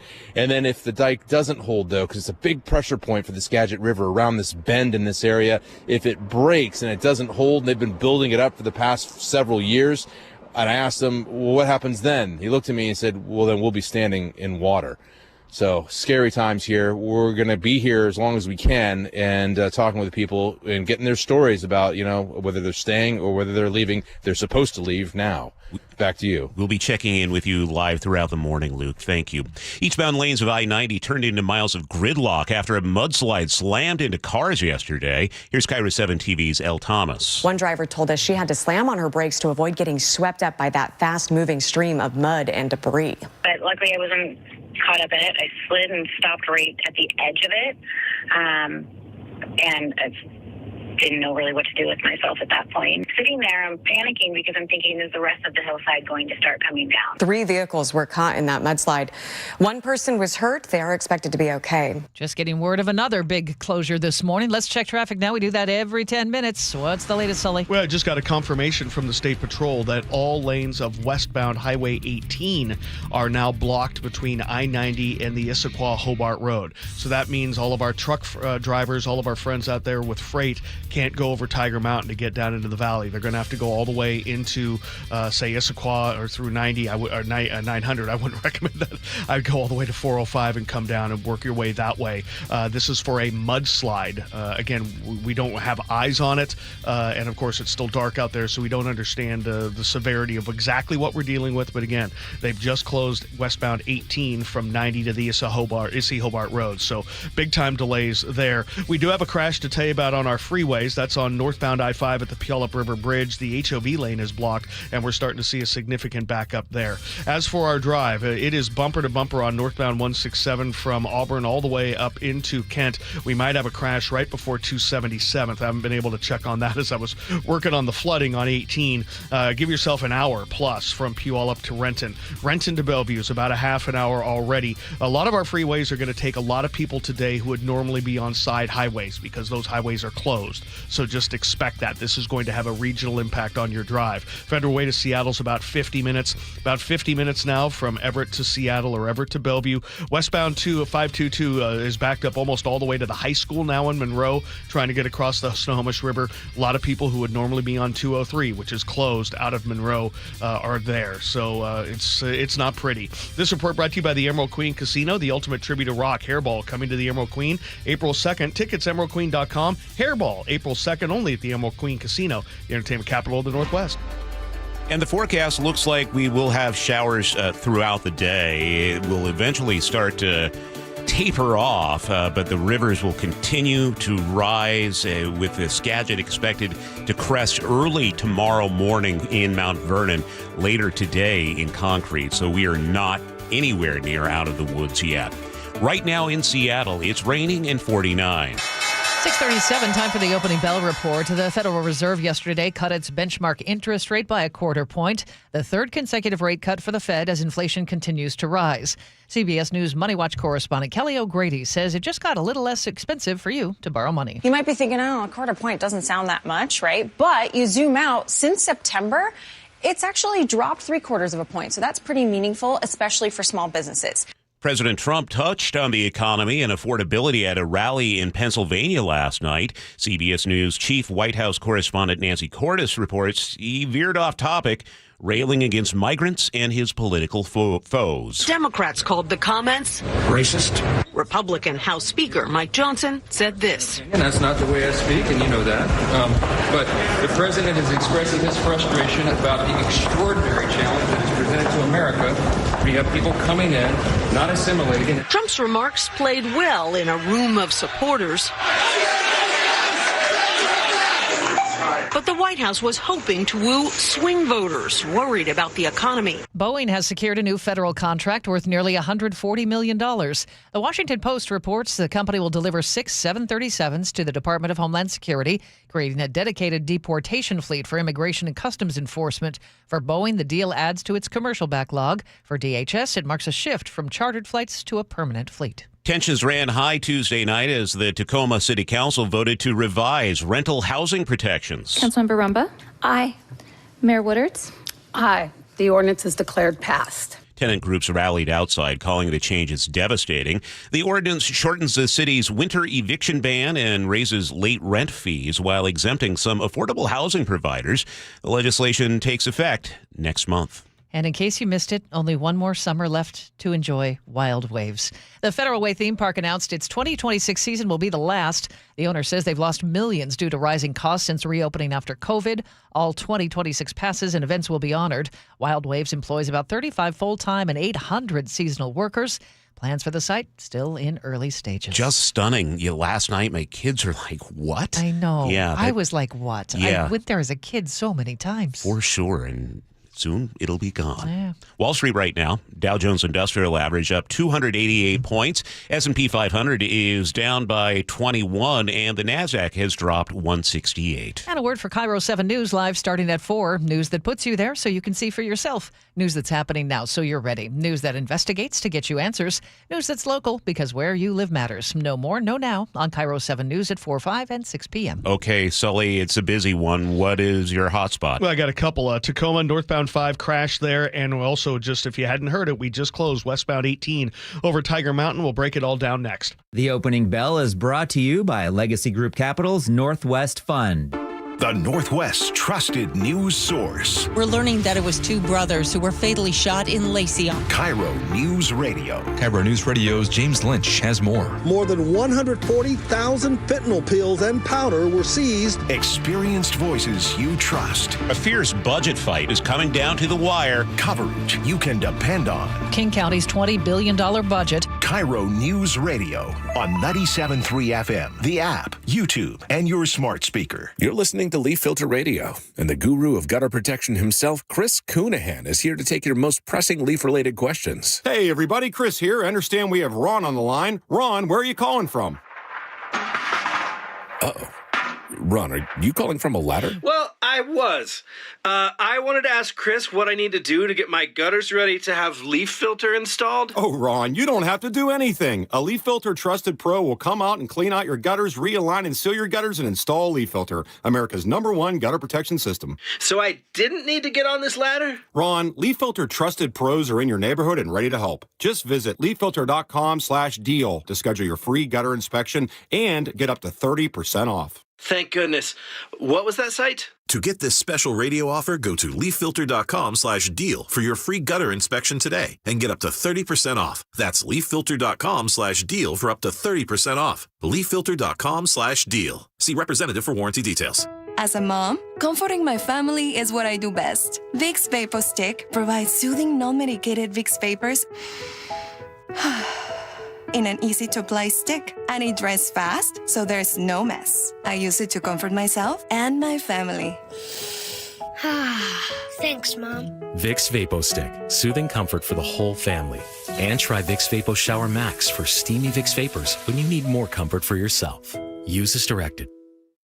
10 athletes will face the toughest job interview in fitness that will push past physical and mental breaking points. You are the fittest of the fit. Only one of you will leave here with an iFit contract for $250,000. This is when mindset comes in. Someone will be eliminated. Pressure is coming down. This is Trainer Games. Watch it on Prime Video starting January 8th. 6:43 now. Very busy. Chris Sullivan has traffic on the 3s. And we have just closed Highway 18. If you have, were not hearing a couple of minutes ago, in the westbound direction, you cannot get over Tiger Mountain. You cannot go west of I-90 down to the Issaquah-Hobart Road. For all my truck drivers out there doing their thing, you're going to have to take the long way around today. That's for a mudslide. Don't know the severity. Eastbound so far unaffected. But again, that's the traffic map is changing momentarily as the water rises or as mudslides happen. So let's take a look at the couple of crashes we do have, both on I-5, one in Tacoma, northbound 5, right before the Puyallup River Bridge. The HOV lane is blocked, and we're backing up to Highway 16, so plan on some delays there. You get through that, it's not too bad, till you get up about 320th, and then it's going to be very slow all the way up to 188th, getting reports of a new crash there in the HOV lane, and we are certainly backing up significantly, well over an hour already from Federal Way to Seattle. Well over an hour from Puyallup to Renton as we've been dealing with a crash. Not sure which lane, right near 277th as you get up into Kent out of Auburn. It's bumper to bumper from 18. All in all, more than an hour now from Puyallup to Renton. Renton to Bellevue's a half an hour already. Coming down from the north end, it is already not pretty. Getting closer to an hour from Everett to Seattle or Bellevue. 45 minutes of that alone away from Linwood. 522 is slow out of Monroe, almost backed up to the high school. That's because of a lot of diversion. 203 remains closed for flooding south of Monroe. Also seen slowing on 9 and 2 and 204, and then a little bit in Marysville. The Lake Bridges, though, are hanging in there. This report brought to you by Seattle Sports. Search Seattle Sports on YouTube, click subscribe, and get fresh video content daily. Well, the rain continues to fall. We're looking for about a quarter inch today, mainly in the morning hours. 52 are high for today. It looks like tomorrow will dry out for a couple of days, highs in the mid-50s, but the showers return on Saturday. I guess Sunday. Tomorrow's Friday, right? I hope so. It's all a blur. Showers return on Sunday. Fingers crossed. Right now in Seattle, it's 49. 6:45. If you need some advice or comfort this holiday season, head to your local grandma stand. Here's KIRO News Radio's Katrina Gishard to explain. They've spread to more cities over the years, stands on the street staffed by grandmas who offer free advice. Grandmas are non-judgmental. We're loving people as a rule. And it's just nice sometimes to be able to talk to someone that it's basically a total stranger, but yet you can feel a connection. That's Grandma Nancy. She staffs the Grandma Stand in McKinney, Texas. The stand began back in 2012 on the streets of New York City.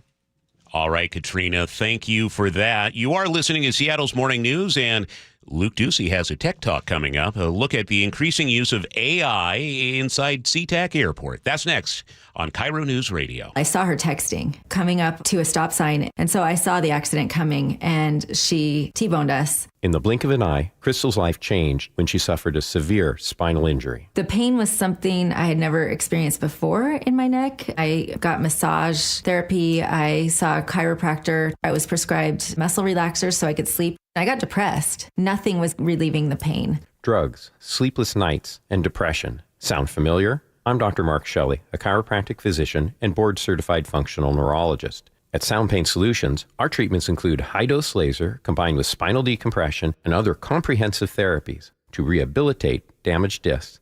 We use treatments that are non-surgical, FDA-cleared, drug and pain-free. I was able to get off my pain medicines, and I was able to sleep through the night, and that was what I was desperate for. To learn if you're a candidate for our treatment, call us. Sound Pain Solutions, 855-996-0025, or click soundpainsolutions.com.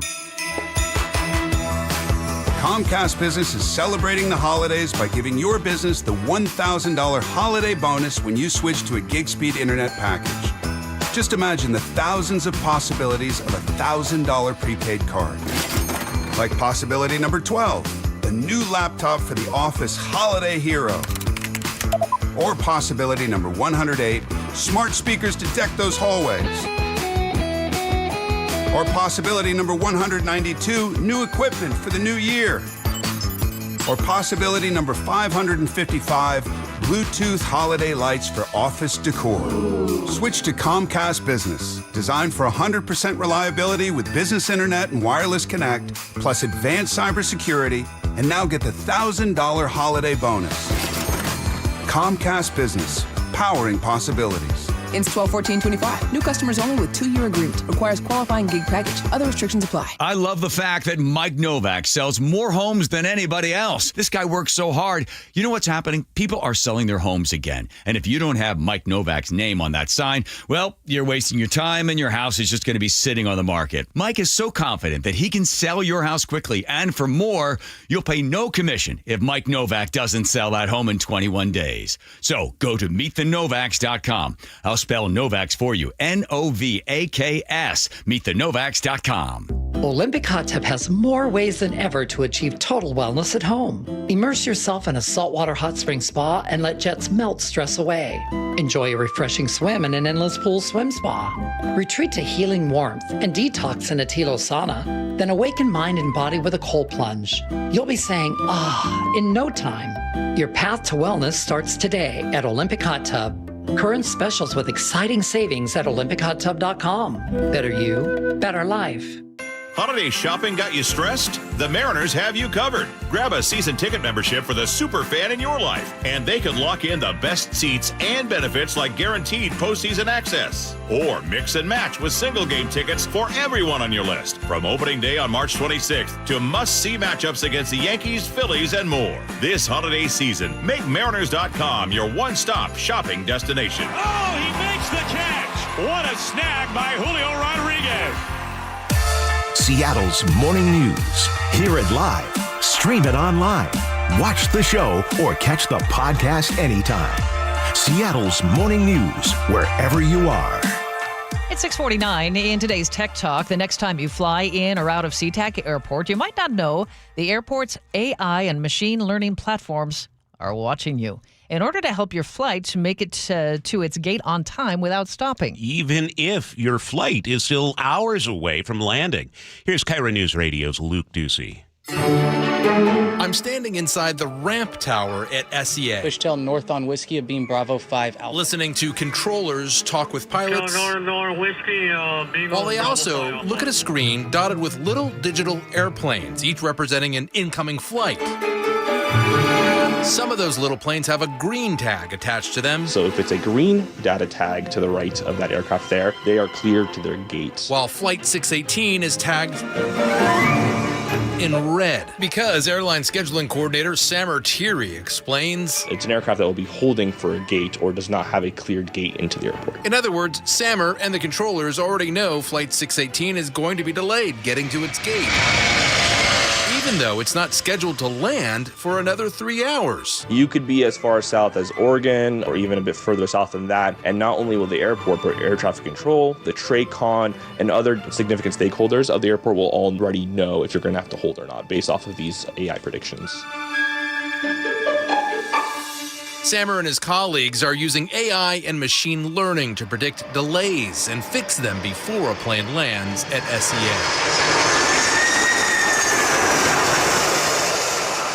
Using cameras at each gate, they record and measure 36 different actions ground crews take. Chalking the wheels, offloading, onloading passengers, luggage, cargo, animals, refueling, restocking, and much more.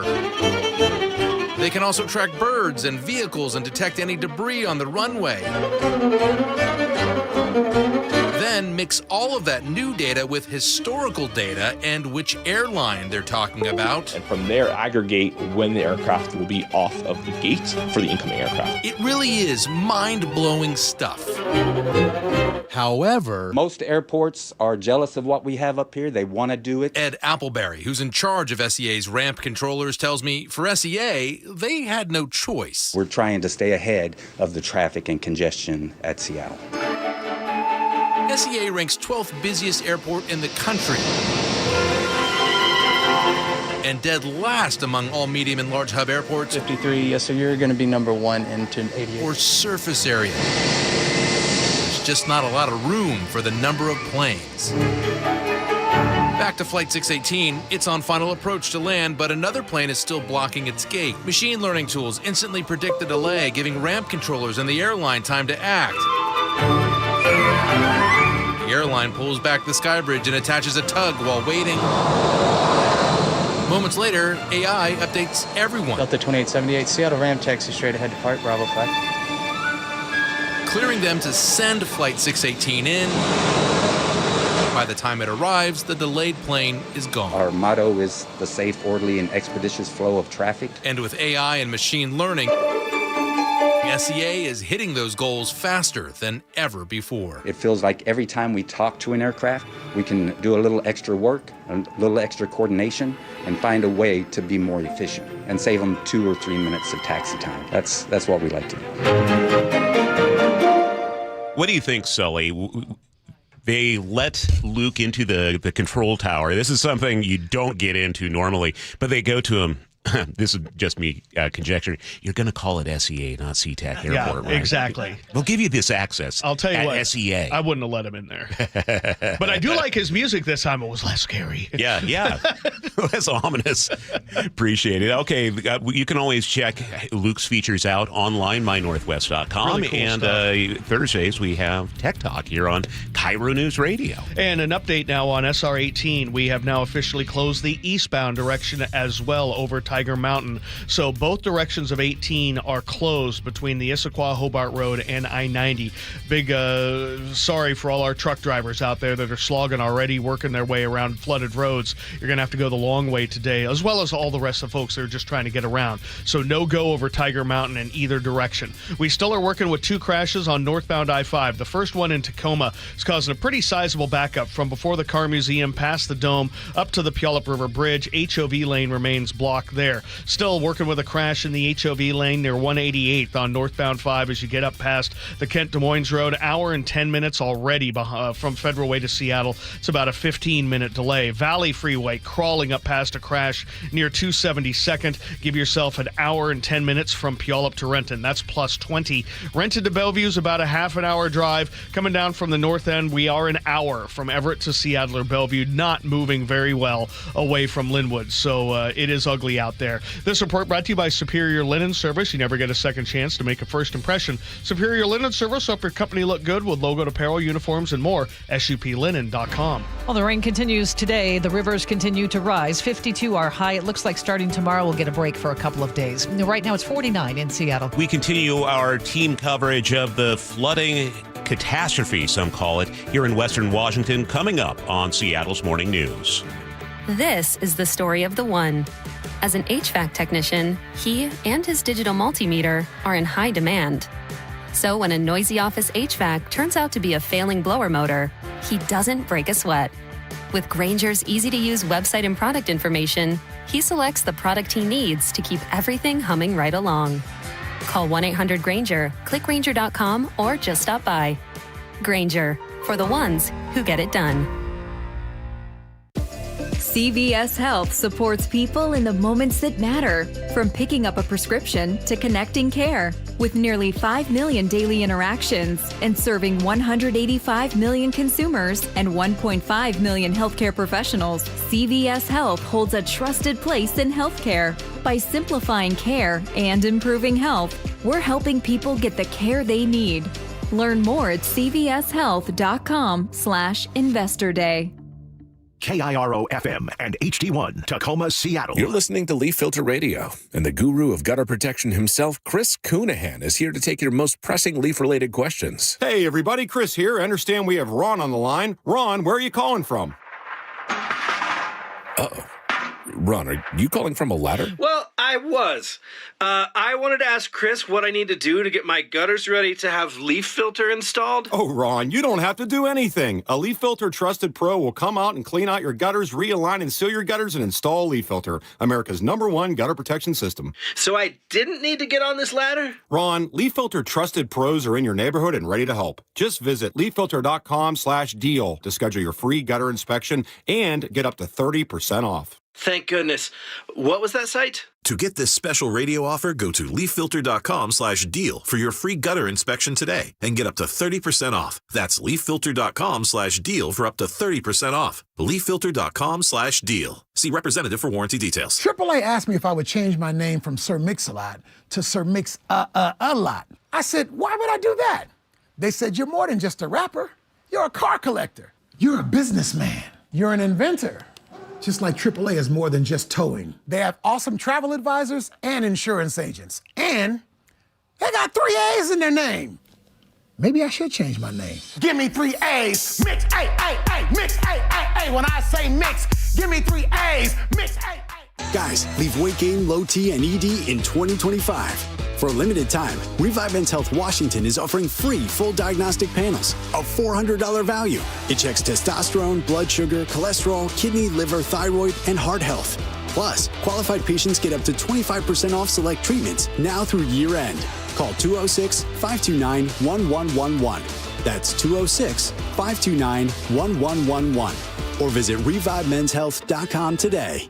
Hey, it's John Curley with Dr. Kopstein from K2 Vision RLE. Doc, I heard that 50% of Americans have their lenses replaced by the time they're 75. That's exactly right, John. As we near 50, our eye's natural lens starts to become dysfunctional. If you've now added readers to your need for glasses and contacts, it's a sign the quality and function of your natural lens is fading, and it's a steady decline towards cataracts. Don't go another 20 plus years with poor vision, hassling with contacts and readers. Do what I did. Choose a quick, painless refractive lens exchange from K2 Vision RLE and start enjoying great vision now. Our new lens technology is truly amazing. After replacing over 100,000 lenses, we have the experience to guide each patient to their best solution, even if that's recommending you wait a little while before RLE. K2 Vision RLE can restore distance and near vision permanently, plus never develop a cataract. Read the reviews and schedule a free Zoom consultation now at k2visionrle.com. Jazz Alley invites you to come celebrate the season with David Benoit's Christmas tribute to Charlie Brown, featuring vocalist Courtney Fortune. Shows run December 18th to 21st. Tickets at jazzalley.com. Next up, Mark O'Connor's Appalachian Christmas. Your best source for local news. KIRO Newsradio, KIRO FM and HD1, Tacoma, Seattle, Northwest News. This is CBS News on the Hour, sponsored by CVS Health. I'm Deborah Rodriguez. We begin on Capitol Hill, where the Senate is set to vote next hour on an issue at the heart of this fall's government shutdown, health care. Republicans like Lindsey Graham are pushing a proposal to shift Affordable Care Act tax credits that expire at the end of the month into health savings accounts. The current system is not delivering affordable health care. 200% increase in Obamacare. The promise was to save money. It's going through the roof in terms of cost. Democrats like Chris Van Hollen want to extend those tax credits. Republicans have had years to come up with alternatives, and now they're scrambling at the last minute to try to come up with something. Venezuelan opposition leader Maria Corina Machado has escaped her hiding place near Caracas and made it to Norway to pick up her Nobel Peace Prize. I am very hopeful Venezuela will be free, and we will turn a country into a beacon of hope, an opportunity of democracy. She says she received help from the U.S. to leave her country. The Wall Street Journal says Machado wore a wig to get past 10 military checkpoints, then took a wooden fishing boat to Curacao, where she boarded a private plane to Oslo. Time is tipping its hat to the architects of artificial intelligence. The magazine has named them their 2025 Person of the Year. Time's cover features several AI pioneers sitting high up on a construction beam. Obviously, Person of the Year traditionally recognized as a person, but we felt that this time around, the huge advance in artificial intelligence couldn't be told through one singular person alone. Co-author Billy Perigo dives into the potential dangers of AI and its potential impact on the economy. Is it reminiscent of the dot-com bubble of the early 2000s? He says this was the year it became clear there will be no turning back from or opting out of AI. Michael Wallace, CBS News. Disney and OpenAI have just announced a 3-year licensing deal that'll allow users to create short videos featuring more than 200 characters from Disney, Marvel, Pixar, and Star Wars franchises through artificial intelligence and share them. We've also learned the heirs of an 83-year-old Connecticut woman are suing OpenAI's ChatGPT and Microsoft for wrongful death. They claim the chatbot intensified her son's paranoia, helped him direct it at his mother before he died by suicide. New survey from the payment platform Branch finds more than 80% of hourly workers worry they won't be able to pay their bills on time. Branch CEO Atif Siddiqui. Some of this is just impact of still rising prices, housing costs, inflation. And so, they're just feeling a lot more of these pressures more intensely and more frequently. 6 in 10 say they've skipped meals to cover bills. This is CBS News. Through trusted relationships and national reach, CVS Health is uniquely positioned to simplify care. Learn more at cvshealth.com/investor day. It is a tough morning on the roads. Let's check in with Sully for traffic on the 3s. There are so many road closures that a lot more people are using other modes and other spots. Like, for instance, you're going to see a lot more traffic on the freeways today because people can't use their normal route because there's flooding. One of the spots that just happened this morning, new mudslide has closed both directions of Highway 18 over Tiger Mountain. So that's not an option for you right now to go with a lot of the other issues. So we're going to see a lot more action, as I said, on the freeways, like from the Valley Freeway. We're running at an hour and 15 minutes now from Puyallup to Renton. That's a 20-minute delay. We had an earlier crash near 277th in Kent, which really didn't help matters. And then Renton to Bellevue has taken a lot of diversion as well. 35 minutes on that trip already. Northbound 5 struggling through Tacoma from 16 up to the Puyallup River Bridge. HOV lane remains blocked there. And then we continue to work with a crash at 188th, getting northbound out of the Kent Des Moines Road. It's 45 minutes to South Center and an hour and 15 all the way into Seattle. That's plus 20 as well. A lot more people on I-5 and 405 today because of some of the road closures on the east side.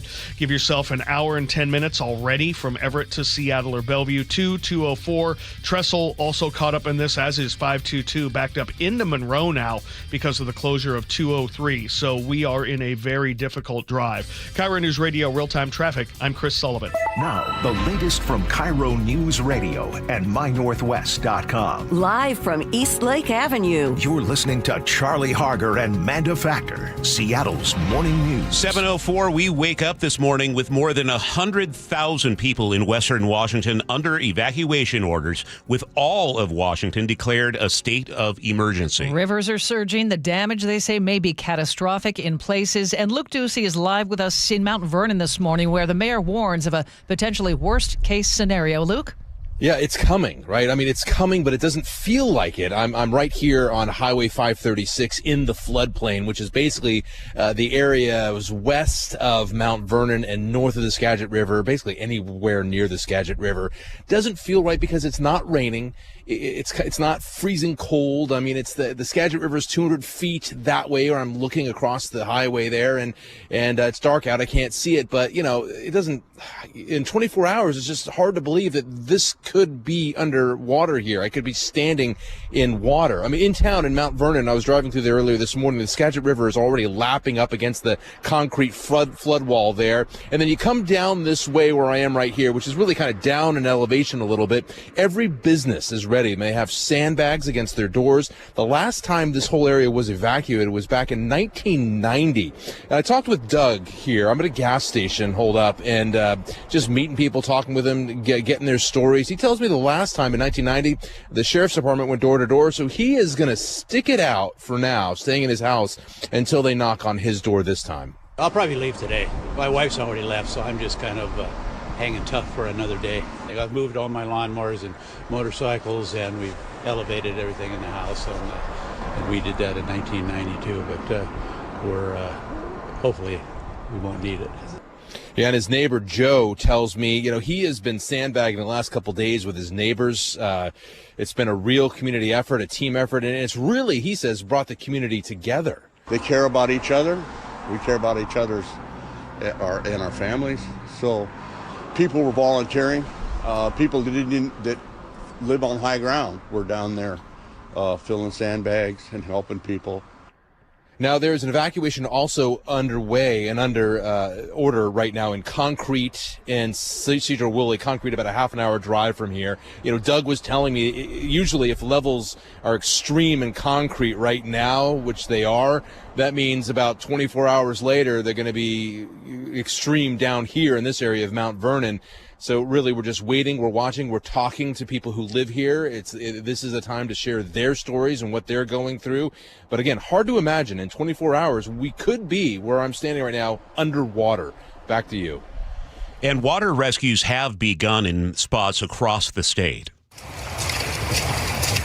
Pierce County deputies wading through water with rescue boats. We have 3 active rescues that are going on. The flooding Puyallup and Carbon Rivers stranding residents in an RV park. Deputies taking them to dry land. We'll get you up on shore here and then we're working on a plan, okay? East Side Fire and Rescue plucking 3 adults and a dog from their flooded home along the swollen Middle Fork Snoqualmie River. With dozens of rivers throughout the region flooding, these rescues likely won't be the last. And along the Heather sky. Bosch, KIRO Newsradio. Along the Skycomish River, flood levels have peaked, as we hear from KIRO 7 TV's Jack Bilyeu in Sultan. Sandbags were a hot commodity in downtown Sultan Tuesday and Wednesday. They were piled high in front of every building at risk of flooding, including Loggers Bar, which employees brag never closes. We've been in here shooting pool and hip waders drinking beer. A stretch of downtown filled with water over the course of just a few hours. Some scrambled at the last minute to get their sandbags in place, while others came out on paddleboards and bicycles to enjoy the water. KIRO 7 TV's Ranji Sinha is in Carnation, where the Snoqualmie River is approaching its peak. On our drive to get here, we actually had to divert at least once because trees were down across roads, completely blocking them. So the bottom line, this area is definitely feeling the impact. The rain continues to come down, and it is not necessarily all that windy, but it is heavy at the moment.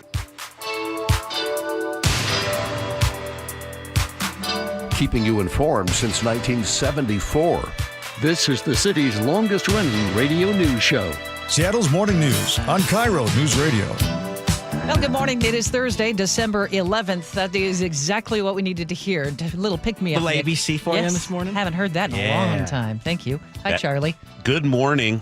Thank you, Nick. And we have a busy hour in front of us. So much going on. I don't know about you, but I was kind of struck, Manda, when listening to Luke's live report there. It's kind of like how they describe a tsunami, where you're at the beach and you see the water go out and you're like, oh, that's interesting. And then it comes rushing back in. Yeah, this is expected to be at least 2 feet over the record high flood levels in Mount Vernon. So if you were around here in 1990, I sure was. That was devastating. So let's hope the forecasts are wrong, but prepare for what may be happening. We are here to cover it for you. Also coming up this hour of the show, former State Attorney General Rob McKenna with a look at the potential move from the Supreme Court to expand President Trump's control over federal agencies. Rob will explain. And in my 7:35 commentary, there's a lot of destructive flooding on the way. This is not a time for finger pointing. It's a time to come together. We'll talk about it at 7:35. Washington Governor Bob Ferguson is asking FEMA for an emergency declaration. We get more from KIRO News Radio's Frank Lindsay. Governor Ferguson says the declaration is critical. This, of course, allows us to seek federal funds to cover the cost of this response, which we anticipate will be significant. Ferguson urges you to take the warning seriously, and if you're told to get out, go.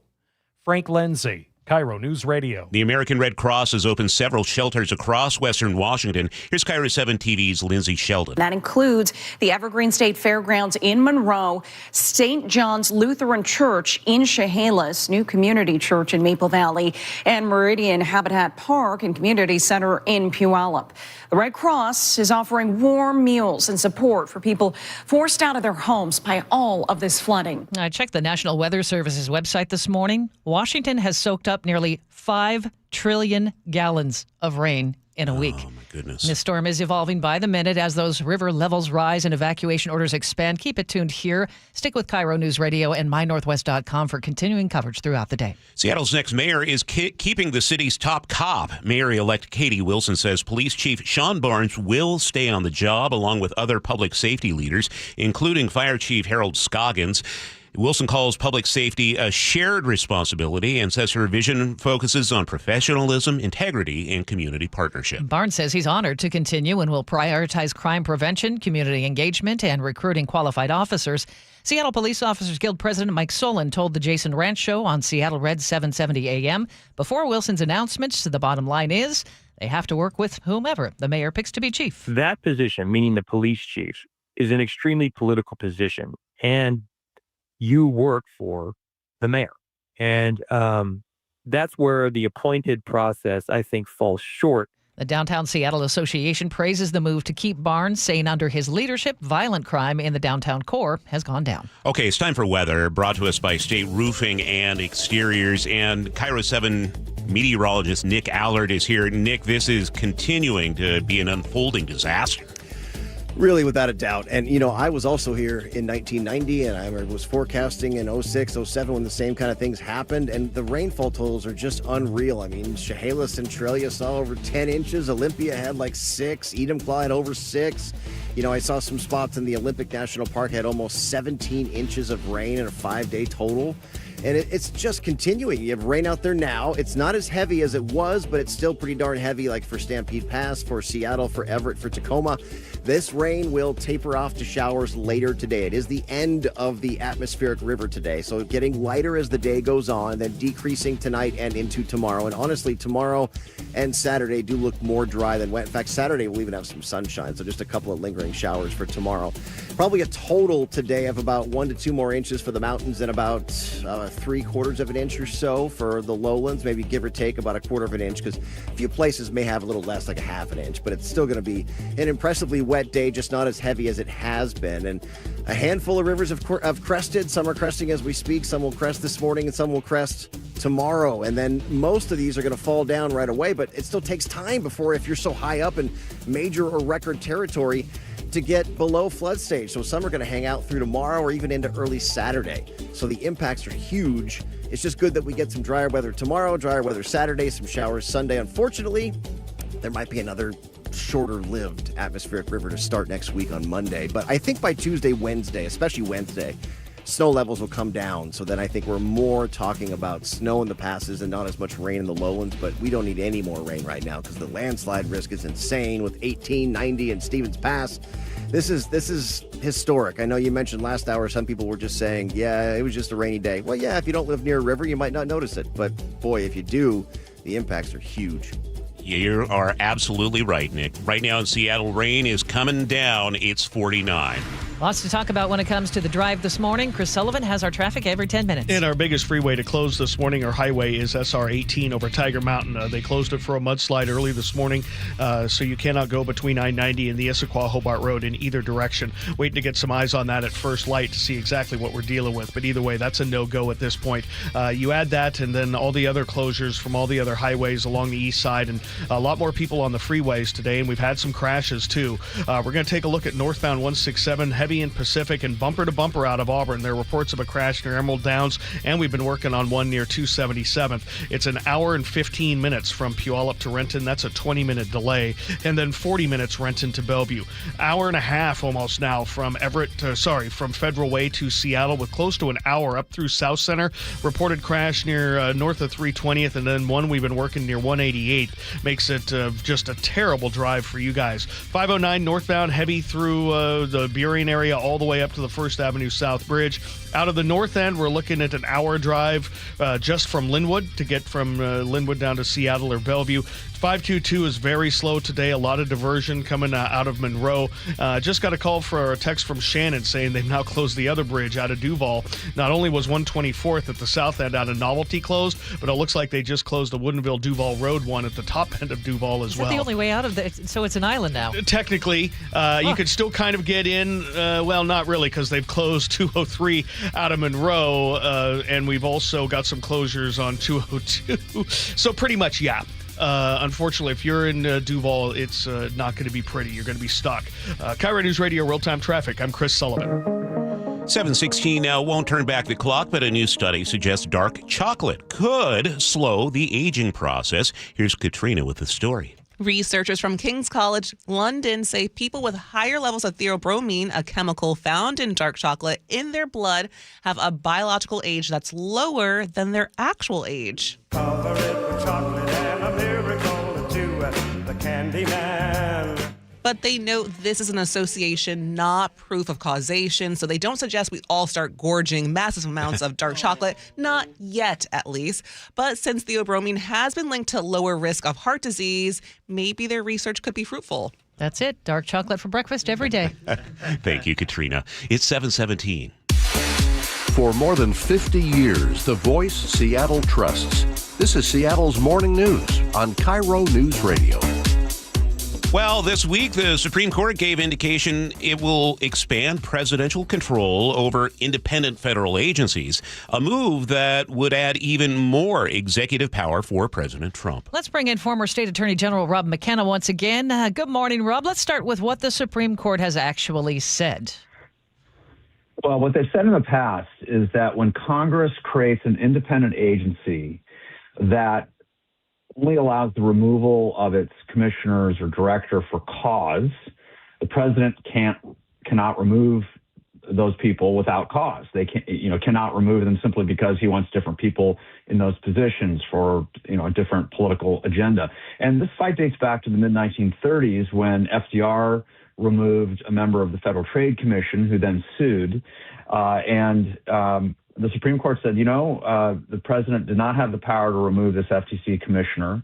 And they made this distinction between agencies that are basically, carrying out their regulatory function and agencies that wield a lot of executive power. If it's an agency that wields a lot of executive power, then its leadership is under the purview of the president.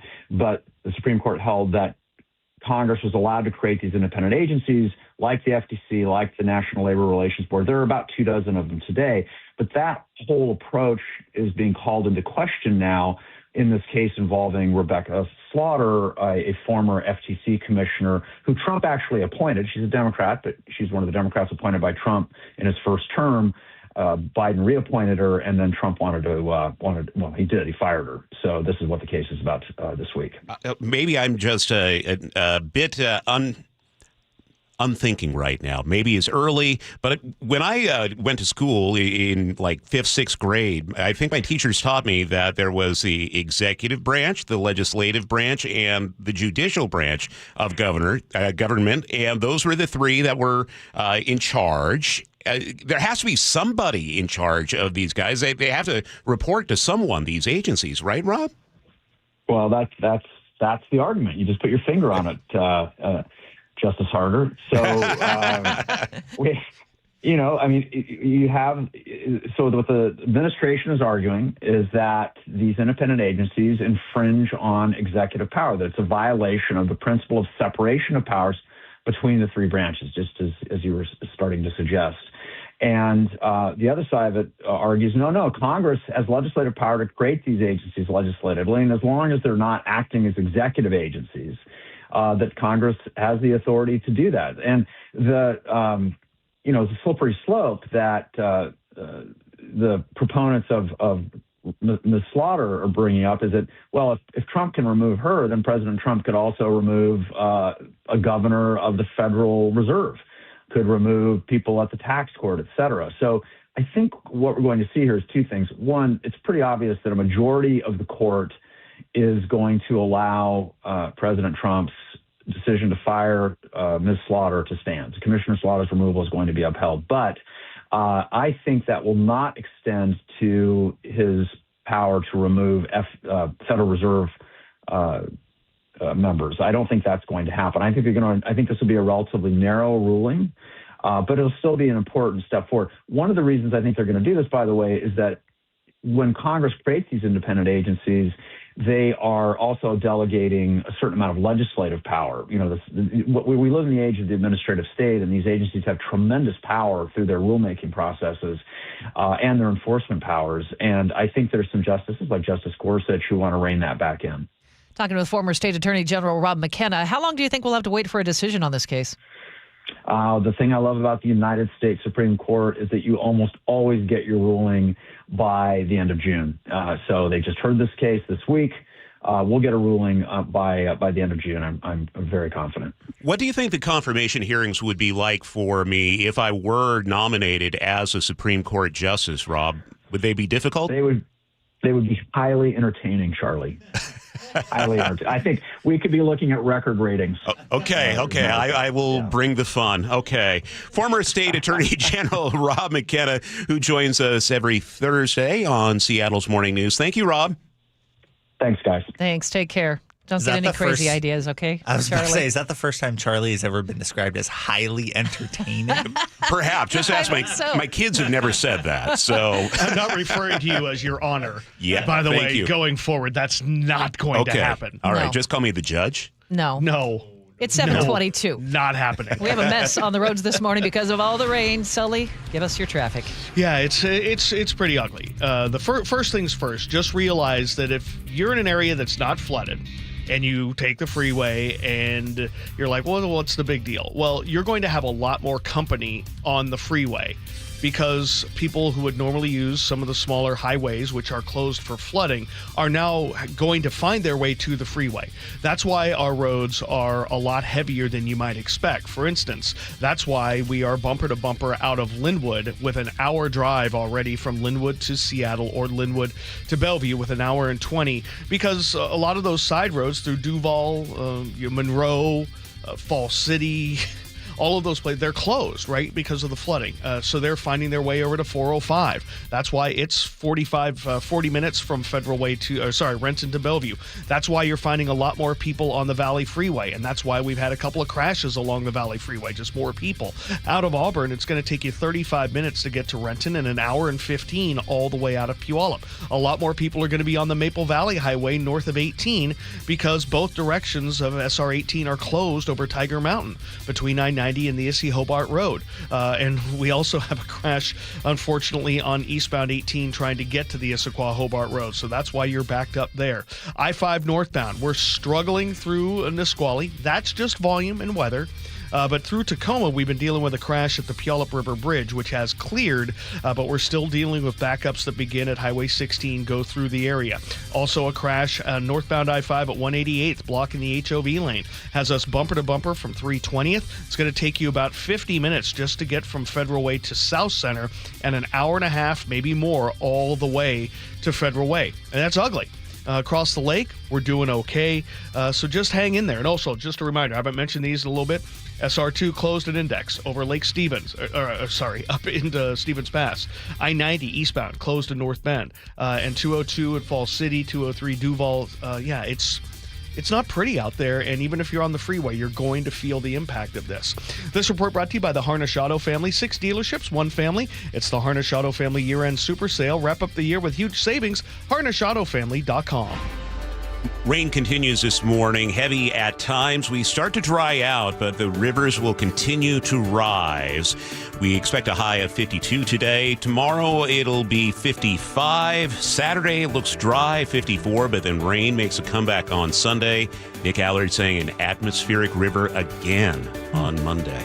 Right now in Seattle, it's raining and 49. Coming up, KIRO News Radio's Luke Ducey will join us from Mount Vernon, where the Skagit River is rising rapidly. And in today's 7:35 commentary, Charlie? Yeah, today is not the day for a blame game as communities across the state are reeling from this flooding. We'll talk about it at 7:35. This is Seattle's Morning News. Your favorite Seahawks gear?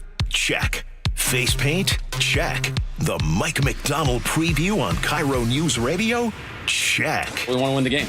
Seahawks head coach Mike McDonald joins the voice of the Seahawks, Steve Rabel, in the final interview before every Seahawks game. Friday mornings, the Mike McDonald preview, only on Seattle's Morning News. I'm really proud of the work that we've done. I'm proud of the guys' spirit. This is where the 12s hear the Hawks. KIRO News Radio, 97.3 FM. You're busy, and you need a bank that won't slow you down now that the leaves are falling, school is back, and the holidays are almost here. Well, WaFd Bank is here for you with free business checking. With truly free business checking, you get just what you need and skip the rest. Get access to business online banking with bill pay, mobile deposits, signer and non-signer debit cards, and more. You'll also have the option to upgrade your account with treasury management services as your business grows, including payment processing, HR and payroll, cash flow management, accounting automation, point-of-sale inventory systems, and anything else you need to step things up. Take your business to the next level with WaFd Bank, and you'll find bankers with the knowledge and services to meet your business goals. Plus, get 24-hour customer service for help when you need it. WaFd Bank, built for business. Visit wafdbank.com to open your account today and find out why they were awarded Best Bank by Newsweek 3 years in a row. Non-sufficient funds charges may apply. Member FDIC. Life's expensive enough, isn't it? Groceries, gas, kids' activities. Sometimes your roof needs replacing, but your budget says not now. Hi, I'm Justin Shirley, CEO of State Roofing and Exteriors. We want to help with an offer to lift that weight off your shoulders. Get 0 down, 0 payments, and 0 interest for up to 24 months. Or save up to $3,000 on a new roof today. Call 866-ROOF-ROOF or visit stateroofing.com. The Puyallup Tribe of Indians and Salish Cancer Center sincerely thank everyone who helped make this year's Giving Hope Gala possible. Thanks to your incredible support, tickets for the December Gala event at the Emerald Queen Casino Event Center are close to selling out. You can make a difference by contributing to the Patient Financial Assistance Fund, which provides vital help to those battling cancer. For sponsorship opportunities, tickets, and ways to give, visit puyalluptribe-nsn.gov. Together, we are giving hope. Just how good is Pure Talk's current deal for unlimited wireless? Well, you might say it's the deal of your lifetime. Because right now, for just $29.95 a month, Pure Talk is offering unlimited talk, text, and data for life. Not your phone's life, your life. This is Pure Talk's top-tier plan. It comes with a crazy fast 5G network along with a 30-gig hotspot. And at just $29.95 a month, there has never been a better opportunity to lock in a ridiculously low rate for as long as you live. And save thousands and thousands of dollars along the way. This plan is normally $65 a month, but if you switch today, you will save over 50% every single month for the rest of your life. See what I mean? It really is the deal of your lifetime. Dial pound 250, say micro, offer ends 12/14. Some restrictions apply. Details at puretalk.com. We meet by accident, fixing every last bit, Accurate Auto Body. If you've been in an auto accident, you have the right to take your vehicle to any repair facility. Accurate Auto Body has been family owned and operated since 1994, and they work for you, not your insurance company. Your insurance company may not love them, but you will, because We meet by accident, fixing every last bit, Accurate Auto Body. This season, gift yourself the chance to slow down and truly savor holiday wonders just a short journey from home. Victoria, BC glows with festive lights, charming traditions, and the space to reconnect with yourself, loved ones, and the joy of the season. Victoria is just a scenic ferry or seaplane ride from Seattle, making it the perfect getaway. This Christmas, step into a more relaxed rhythm. Plan your trip at tourismvictoria.com. A special message from Hartley and Wilcox Family Farms. This time of year, as we enjoy family, I think about how life on the farm must have been over 100 years ago. One thing that remains constant is our love of family, the animals, and the land. So as your family gathers, we hope you feel good about cooking and baking with fresh, local Wilcox eggs, just like we've done for the past 100 years. From our family to yours, happy holidays. Wilcox Family Farms, locally fresh since 1909. Mike Rowe here with another random fact. Those cracks on your walls aren't just cosmetic. They could mean your home is sinking. Whether it's drywall cracks, exterior cracks, or sticking doors or windows, do yourself a favor. Call Groundworks. I spent some time working with these guys, and they're the real deal. Their people are trained and certified to stabilize your foundation. Schedule a free inspection with Groundworks, the foundation and waterproofing experts. Licensed in all states where work is performed. See website for details. Red Hawks rising. Seattle U's men's basketball is hosting some big games at Climate Pledge. Grab your tickets at GoSeattleU.com/tickets. Our next home game is December 19th against UW. Now, the latest from KIRO Newsradio and MyNorthwest.com. Live from East Lake Avenue. You're listening to Charlie Harger and Manda Factor, Seattle's morning news. Good morning. It is 7:31. Governor Bob Ferguson has declared a statewide emergency as rivers surge toward catastrophic levels. Situation most critical in Mount Vernon, where the massive Skagit River is threatening to top the downtown flood wall. And that's not the only spot in danger. No, more than 100,000 people across western Washington are being told to evacuate now.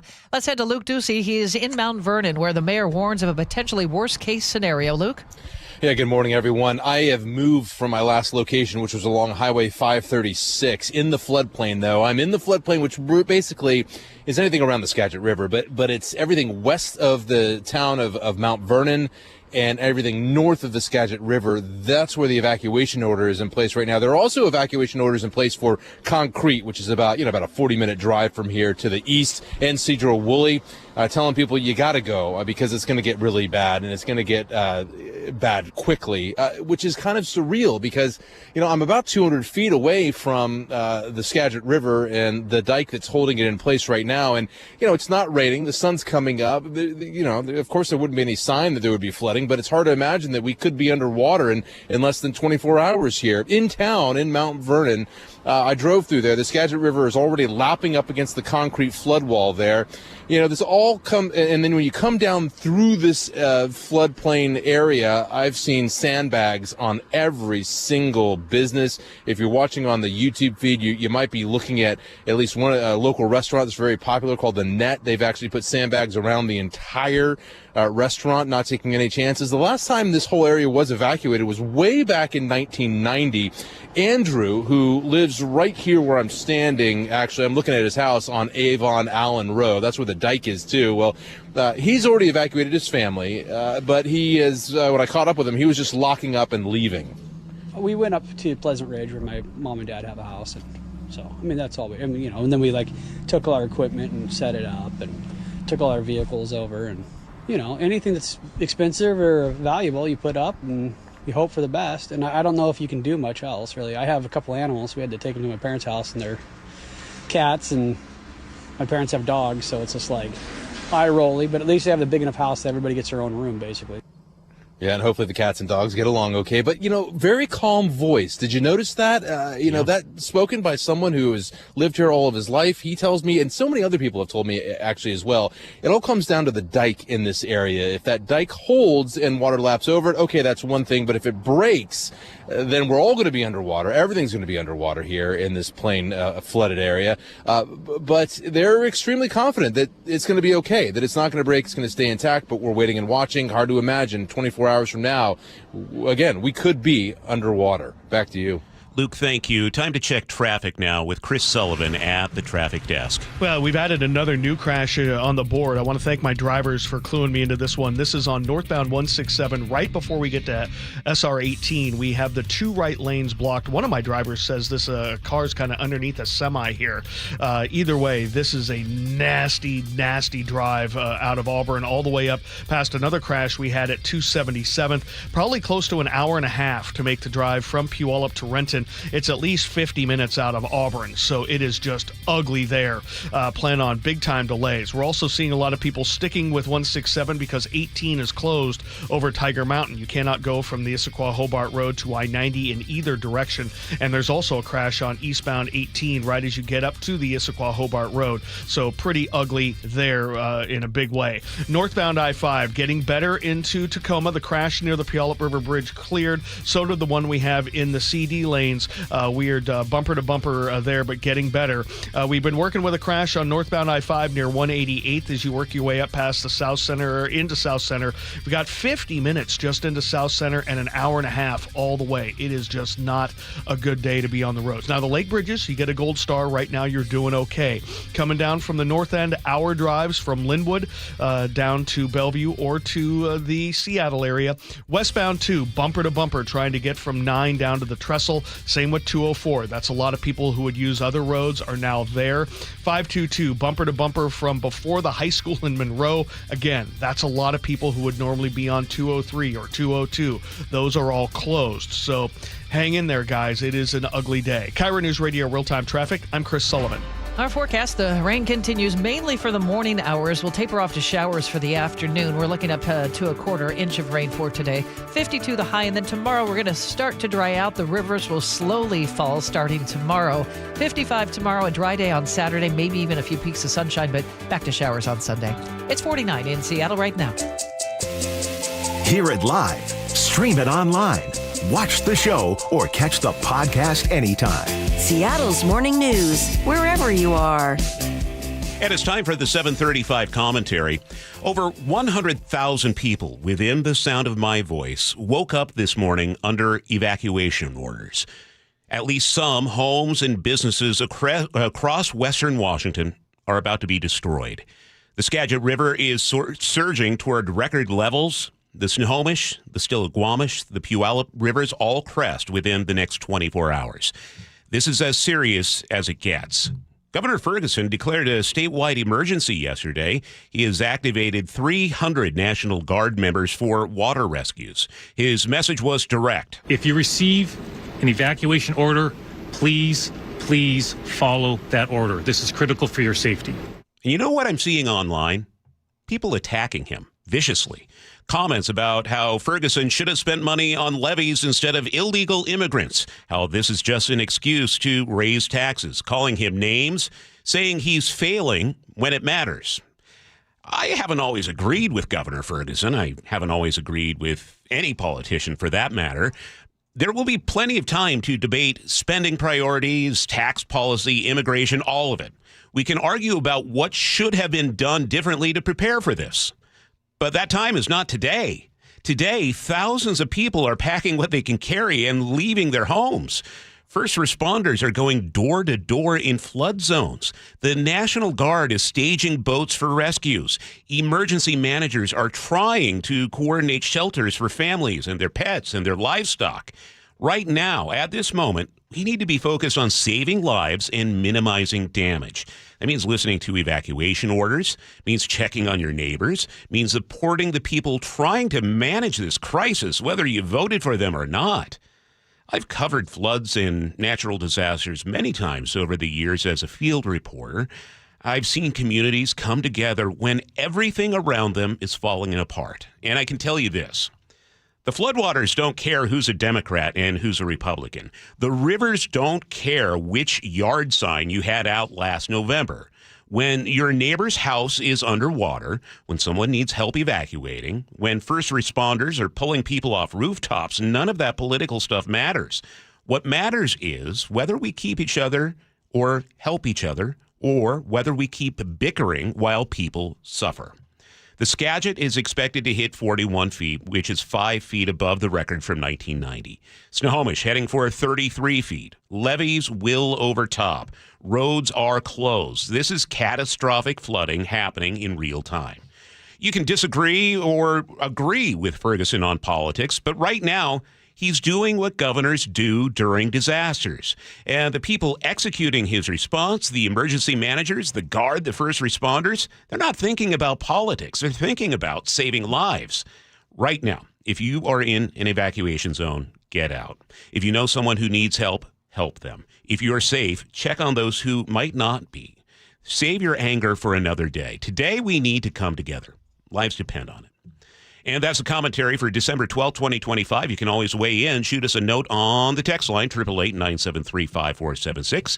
You can always leave a comment on mynorthwest.com. There's some breaking news right now. We're getting word that a judge in Maryland has ordered the release of Kilmar Obrega Garcia, a Salvadoran national who was mistakenly deported to his home country earlier this year. He's been ordered to release from immigration custody. That's all we know at this point, but we'll keep you posted.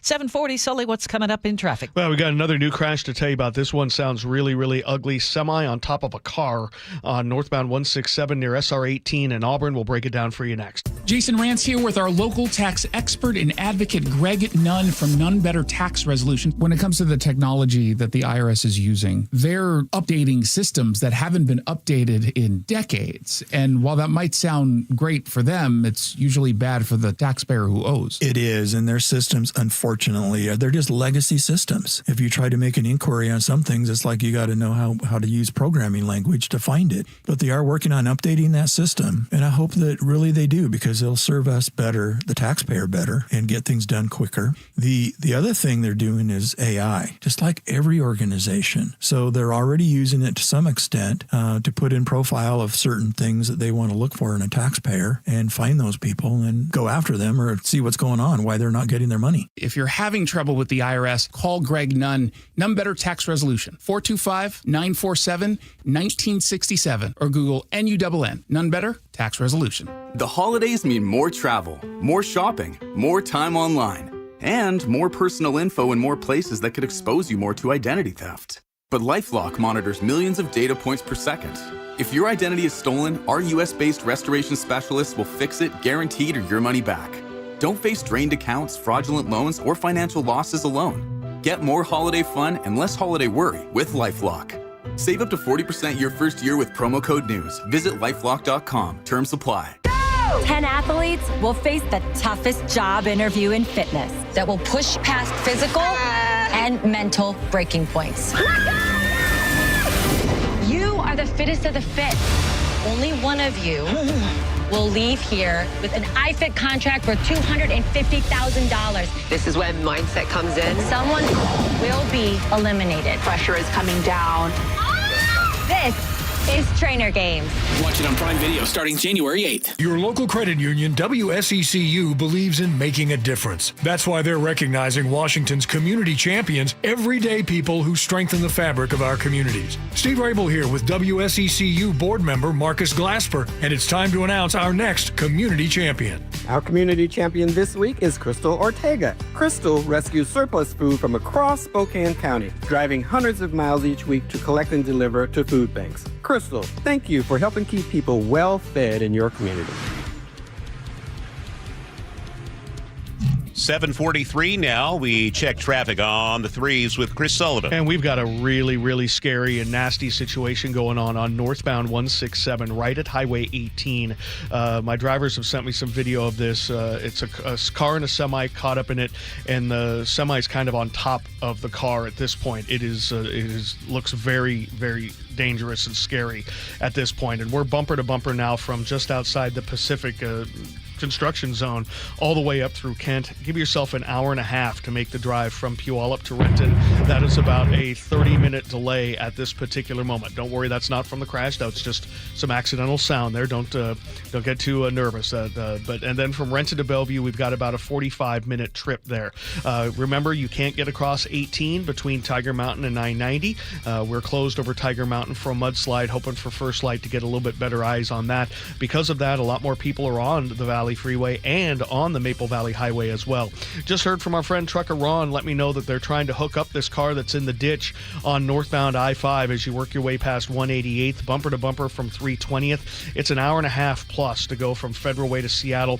Close to 50 to 55 of that is just getting into South Center. So that's ugly. Coming down from the north end, hour and a half from Everett to Seattle or Bellevue, an hour of that or more just from Linwood. 522 is bumper to bumper from the high school in Monroe across 520. That's a lot of people who would normally be on 203.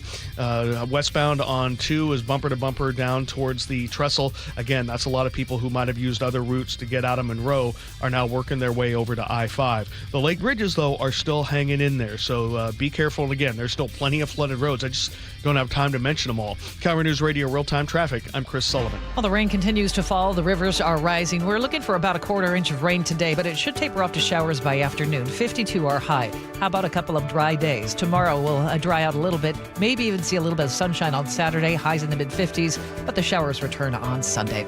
It's 49 in Seattle right now. 7:45 now. Holiday shoppers weren't the only ones browsing for ornaments in Tennessee. Here's Katrina with the story. Shoppers got quite a surprise when a deer crashed through the front door of Gabrielle's Christmas store. Listen to this.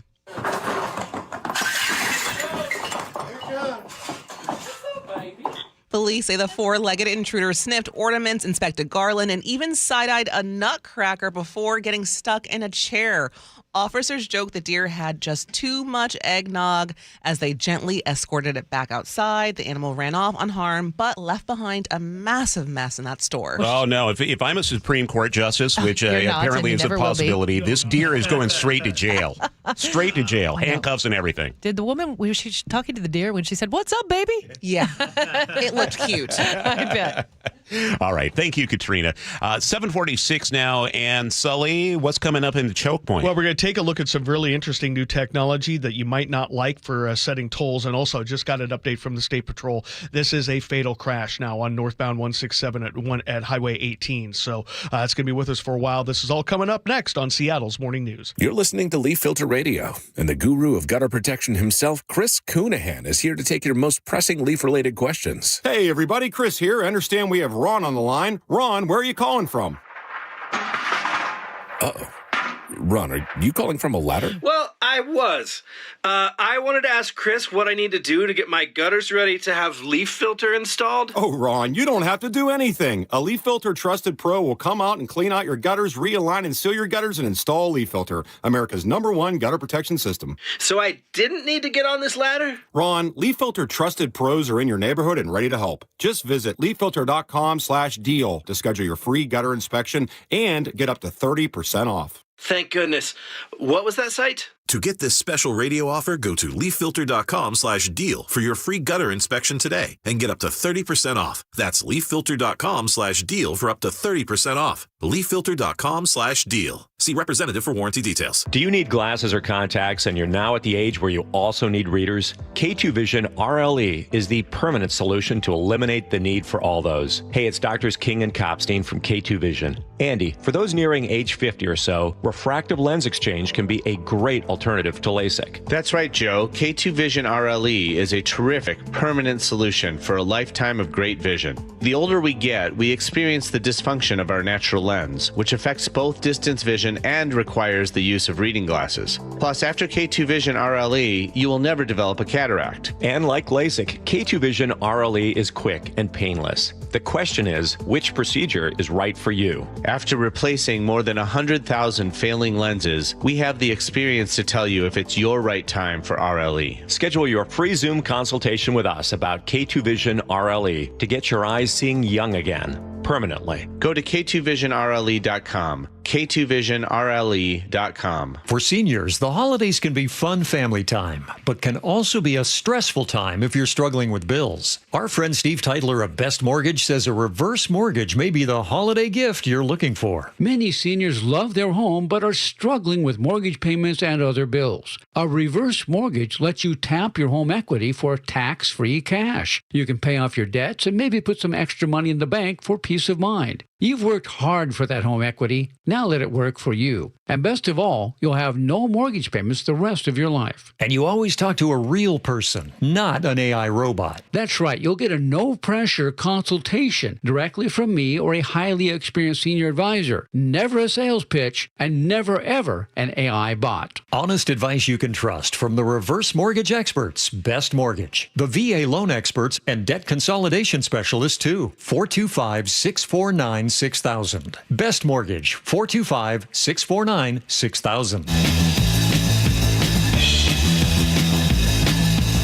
Charlie Harger and Manda Factor, Seattle's morning news. Hey, oh, let's go. Now, Choke Points with Chris Solomon. Presented by Carter Subaru. It's now 7:49. Imagine, if you will, a world without toll cameras and giant metal gantries above the road. No, tolls are not going away, but some of your privacy could be. Yeah, Sully is here with a look at the potential future of tolling. Yeah, something that's being investigated today and right here in Washington. We use our smartphones for everything, so why not use them to collect tolls? The Washington State Transportation Commission just completed 2 pilot projects looking at the viability of GPS-enabled apps to reduce the costs and maximize the revenues of tolling. I mean, reducing equipment like gantries and cameras would save money, and collecting every toll would increase your revenue. Engineering firm CDM Smith just conducted tests for the state, running a pilot program for existing good-to-go account users on 520 and with internal testers on Highway 18 from I-90 to Tiger Mountain. No, don't get scared. They're not going to toll 18. They just use that area because it was a good spot for testing, especially considering some problems you can have there with reception. CDM Smith's Ara Swanson told the commission this week that the goal was pretty simple. And the goal here was really just to test toll collection at multiple points to understand the ability of a smartphone app to be the basis of a flexible toll application. On 520, the test used the existing gantry with the app. On Tiger Mountain, they just designated a spot using GPS for you to roll over.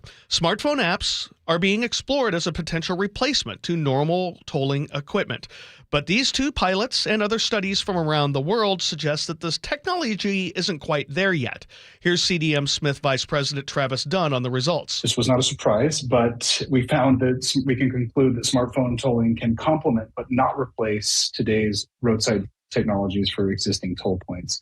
And that's because it's not a complete solution by itself. Because the smartphone has an Achilles heel. We can't rely on customers to reliably carry their smartphone paired to their vehicle for every trip. The phone's going to go in other vehicles from time to time, or the vehicle will go without a phone at all from time to time.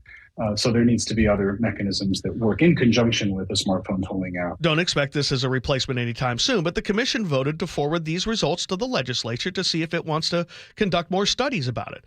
One of the more interesting discussions about this overall topic this week at the commission was how this app might actually help enforcement of the number of people in the car to meet HOV requirements, as we call occupancy declarations. As you know, we have flex passes right now because sometimes it's 2 people, sometimes it's 3 people. And Dunn says the problem with tolling systems now with those flexible requirements is that it's hard to enforce them. A lot of technology has been developed over the years to see about external enforcement or detection. None of those has really been deployed operationally. The accuracy rates aren't quite high enough. However, some smartphone applications have been developed and tested. Under an app actually being used in Atlanta and Dallas, the number of people in the car is determined by the number of connected phones within it. Of course, I could just have my phone and 2 burners and call it good if I want to cheat, because, of course, cheating is what we do when it comes to tolls. And nationally, they call that leakage. That's the amount of lost toll revenue that comes from bad plates or bad sensors, plate coverings, cheating. It's about 5%. It's about the same thing here in Washington State. So what do you think? A GPS app in your phone via Bluetooth to your car to track your car and charge your tolls along the way? What do you think? You like the future? I think people will not like that future. You're sure about that? Not crazy about being tracked, as I said before, but you're already being tracked. I know, but just being overtly, he says into the microphone, broadcasting to everyone. So I don't know, Sully. I know this is probably the way of the future. They'll probably figure out a way that you don't even need an app, like there's some sort of digital ID, maybe a mark of some sort your on our biometrics? bodies. Yeah, your barcode on your forehead. Yeah. I mean, that would be a large barcode. Oh, you didn't. It had been a while since we've gotten that well. Sorry, I'm trying to add some levity today. It's a rough morning Let's out there. Let's not give any time to fight back. Sully, take it away. Traffic, we're going to leave it there. I know. I'm trying to help us all out today because not only is it bad, we now have a fatality crash to tell you about on 167 right there in Auburn. This is a car versus a semi. From what it looks like, we've seen some video from our drivers that have sent in. Sounds like the car and the driver or people did not even have really much of a chance here. And so we are bumper to bumper from basically before Pacific all the way up through Kent, where we had another crash. Hour and a half drive minimum from Puyallup up into Renton, and that includes a bunch of other people who would normally be on those roads, other roads, but they're flooded. Northbound I-5, hour and a half to an hour and 40 minutes now. They're trying to get the HOV lane open for a crash at 188th, so well behind schedule by about 30 minutes. Coming down from the north end, it's actually not too bad from Marysville until you get to Linwood, but from there on down, it's about an hour and 5 from Linwood to Seattle or Bellevue. 2 is really heavy westbound trying to get down to the Trestle. 522 bumped up all the way to the high school in Monroe because of the closures in and around the area. Matt, I haven't forgotten about you, or Shannon from the island of Duval. They just closed the other bridge earlier this morning, so you guys are pretty much cut off at this point. KIRO News Radio Real-Time Traffic. I'm Chris Sullivan. Okay, we expect to have rain throughout the morning. It should die off a little bit by this afternoon, and only occasional showers the next couple of days, but the die is cast. We are expecting flooding to strike Mount Vernon in about 20 hours from now. Right now in Seattle, we have rain coming down, and it's 49. You're losing your hair and you simply need a solution that works. You want the best. Modern technology, top-rated physicians, something that's guaranteed to work. Guys, you need world-class Dr. Perungo and his team at Advanced Hair. Advanced Hair has completely redefined hair restoration. From the experience itself to their unmatched results. Receding hairline, bald spot, thinning hair, maybe all three like I had. Get your hair back with Advanced Hair's simple one-day treatment that begins to regrow your own natural hair the very next day. Advanced Hair has changed tens of thousands of lives, including mine. And get this, Advanced Hair is once again the winner of the 425 Business of the Year. For your free consultation, call 425-449-8185. Right now, you'll get $250 off and 250 free hair grafts.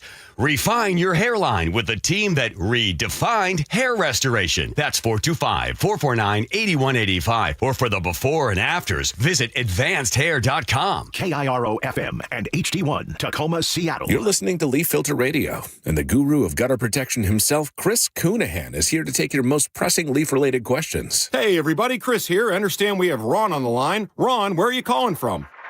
Uh-oh. Ron, are you calling from a ladder? Well, I was.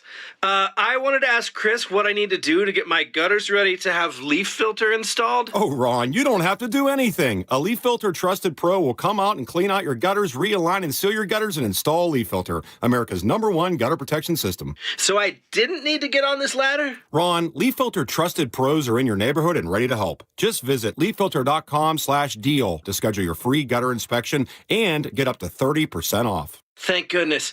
What was that site? To get this special radio offer, go to leaffilter.com/deal for your free gutter inspection today and get up to 30% off. That's leaffilter.com/deal for up to 30% off. leaffilter.com/deal. See representative for warranty details. Underestimating the trucking industry is one of the biggest mistakes I see victims and other lawyers make. Trucking companies have an army of lawyers and experts who act quickly after an accident to protect the company. Only an experienced trucking accident lawyer can navigate the complicated federal and state laws to protect your rights. If you or a loved one has been injured in a trucking accident, call Davis Law Group today for a free consultation or get my free book on trucking accident law at washingtonaccidentbooks.com. All right, here's a quick confession. The reason Nick, my wife, is going to Longevity Medical Clinic is because why? I got sick of watching you sleep at night when I was awake. Wait a minute. Wait. Here's what would happen. I'd be asleep because I've got my hormones balanced thanks to Longevity Medical Clinic. I'm asleep, and then Nick would go, "Are you asleep? Are you sleeping? That's not fair. I can't sleep." I'm like, "So you're going to wake me up?" Yes, because I didn't want you to have more energy than I would the next day, and I was up all night. So what did I say to you? I said, so go to the Longevity Medical Clinic. Do the same thing I did. Get your hormones balanced. You'll sleep sleep better, right? And I did. Right. You don't have to wake me up anymore and go, it's not fair that you're sleeping. I know. But didn't you see that it wasn't fair that you were waking me up? Yes, because now you're the one taking the dogs out because I'm still asleep in the morning. So we're both getting good night's sleep. We're both getting lots of energy, and we're happy. You want me to tell you why? Because my hormones are now balanced. Okay, I don't want to hear about your hormones right now. So be like Nick and get a free health analysis at lmclinic.com. That's lmclinic.com. The Puyallup Tribe of Indians and Salish Cancer Center sincerely thank everyone who helped make this year's Giving Hope Gala possible. Thanks to your incredible support, tickets for the December Gala event at the Emerald Queen Casino Event Center are close to selling out. You can make a difference by contributing to the Patient Financial Assistance Fund, which provides vital help to those battling cancer. For sponsorship opportunities, tickets, and ways to give, visit puyalluptribe-nsn.gov. Together, we are giving hope. Guys, leave weight gain, low T, and ED in 2025. For a limited time, Revive Men's Health Washington is offering free full diagnostic panels, a $400 value. Claim your free panel today. Call 206-529-1111 or visit ReviveMen'sHealth.com. Your best source for local news. KIRO Newsradio, KIRO FM and HD1, Tacoma, Seattle, Northwest News. This is CBS News on the Hour, sponsored by Progressive Insurance.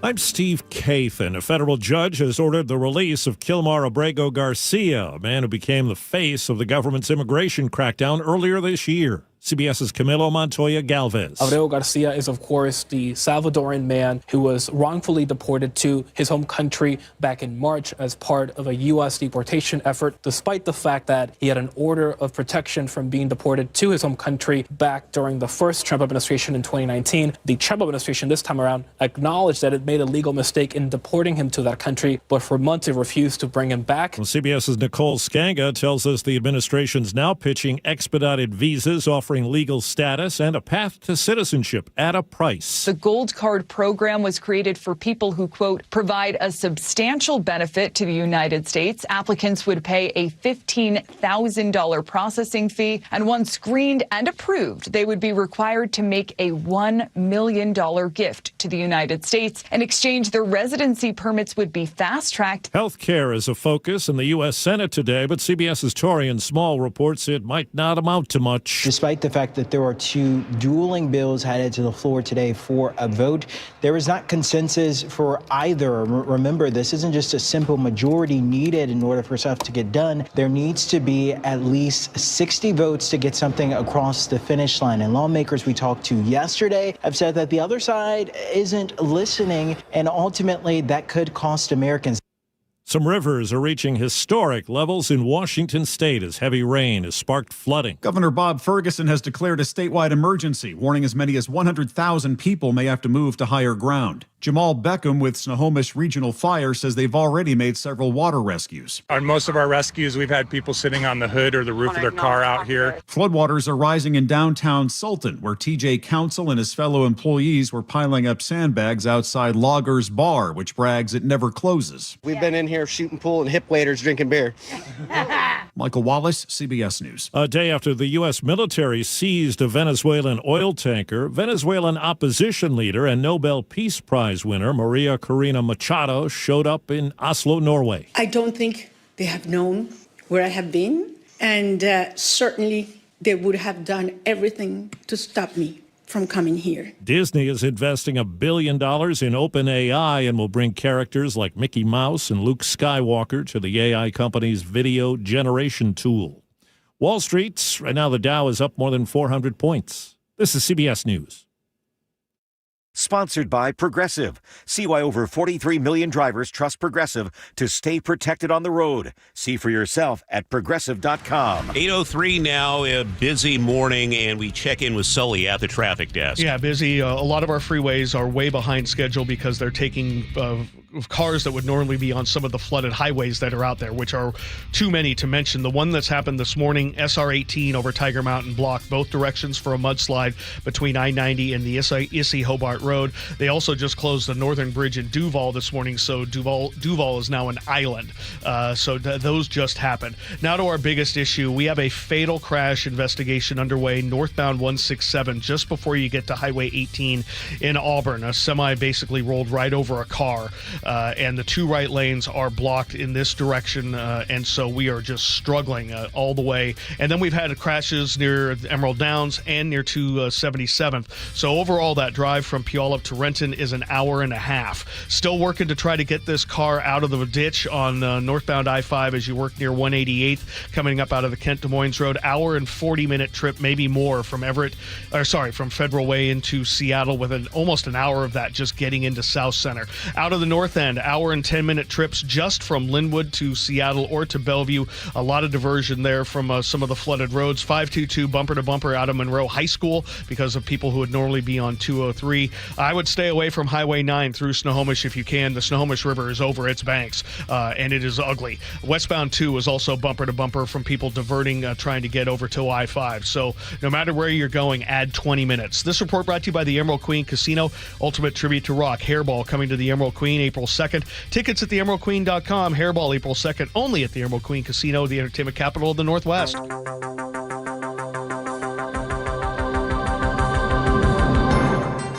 8:04 on the Thursday, December 11th, 2025 edition of Seattle's Morning News. I'm Charlie Harger with Manda Factor. We are looking at a potentially worst-case scenario along several local rivers this morning. The National Weather Service warns of catastrophic flooding along the Skagit and Snohomish rivers, with a high risk of levees being topped. More than 100,000 people across western Washington are under evacuation orders right now, and we have team coverage. James Lynch is on his way to Snohomish, where the river level is rising. Levees are being topped. Right now, let's head to the side of the Skagit River near Mount Vernon, where we find KIRO Newsradio's Luke Ducey. Luke? Yeah, a little bit of a different story here. I'm in the floodplain in this area. The floodplain in this area for the Skagit River reaches just west of the city of Mount Vernon and north of the Skagit River. I'm looking at the levee that's holding the Skagit River in place right now. It's not raining. It's not that wet out here. And it's surreal because it's hard to imagine we could be underwater here in the next 24 hours. But it's holding right now. There is no lapping over that levee. Now, in Mount Vernon, though, as you drive through, you can see water is lapping up against the seawall in town. And then as you come to where I am on Avon Allen Road, there are sandbags at entrances of every single business and a lot of homes. People of here have been told to go. Get out now, just in case. But, most have, except for Tim. He tells me he's not leaving. Yeah, I ain't going nowhere. Unless it gets up.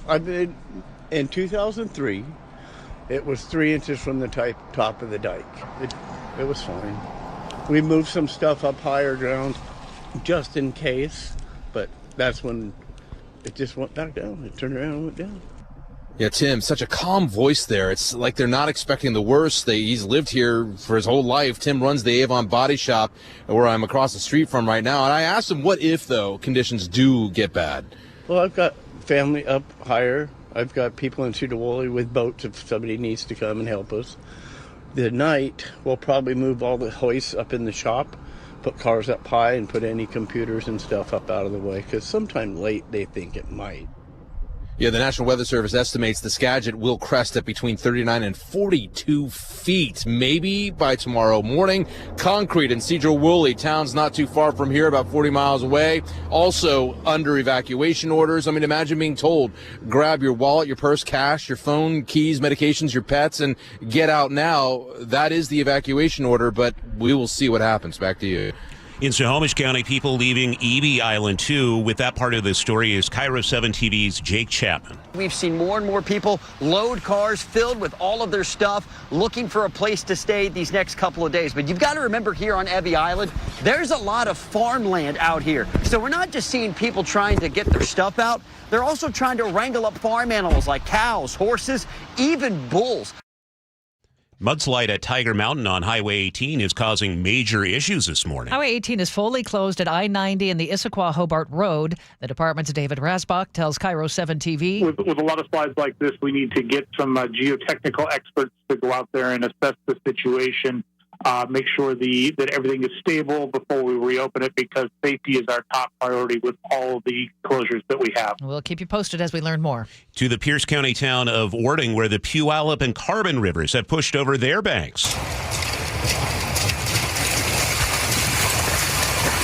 You can hear deputies with rescue boats wading into a flooded RV park, rescuing several stranded residents. We'll get you up on shore here, and then we're working on a plan, okay? And people who live near the High Cedars Golf Course in Ording are under level 3 get out now evacuation orders. As the floodwaters were rising in Mount Vernon, Julie Jones was scrambling to save 68 miniature donkeys. She runs one of the top miniature donkey farms in the world. The animals are only 3 feet tall, so of course floods are very dangerous. Jones posted on Facebook asking for help moving them, and according to the Seattle Times, neighbors have been stepping up with trailers and trucks to get those miniature donkeys out.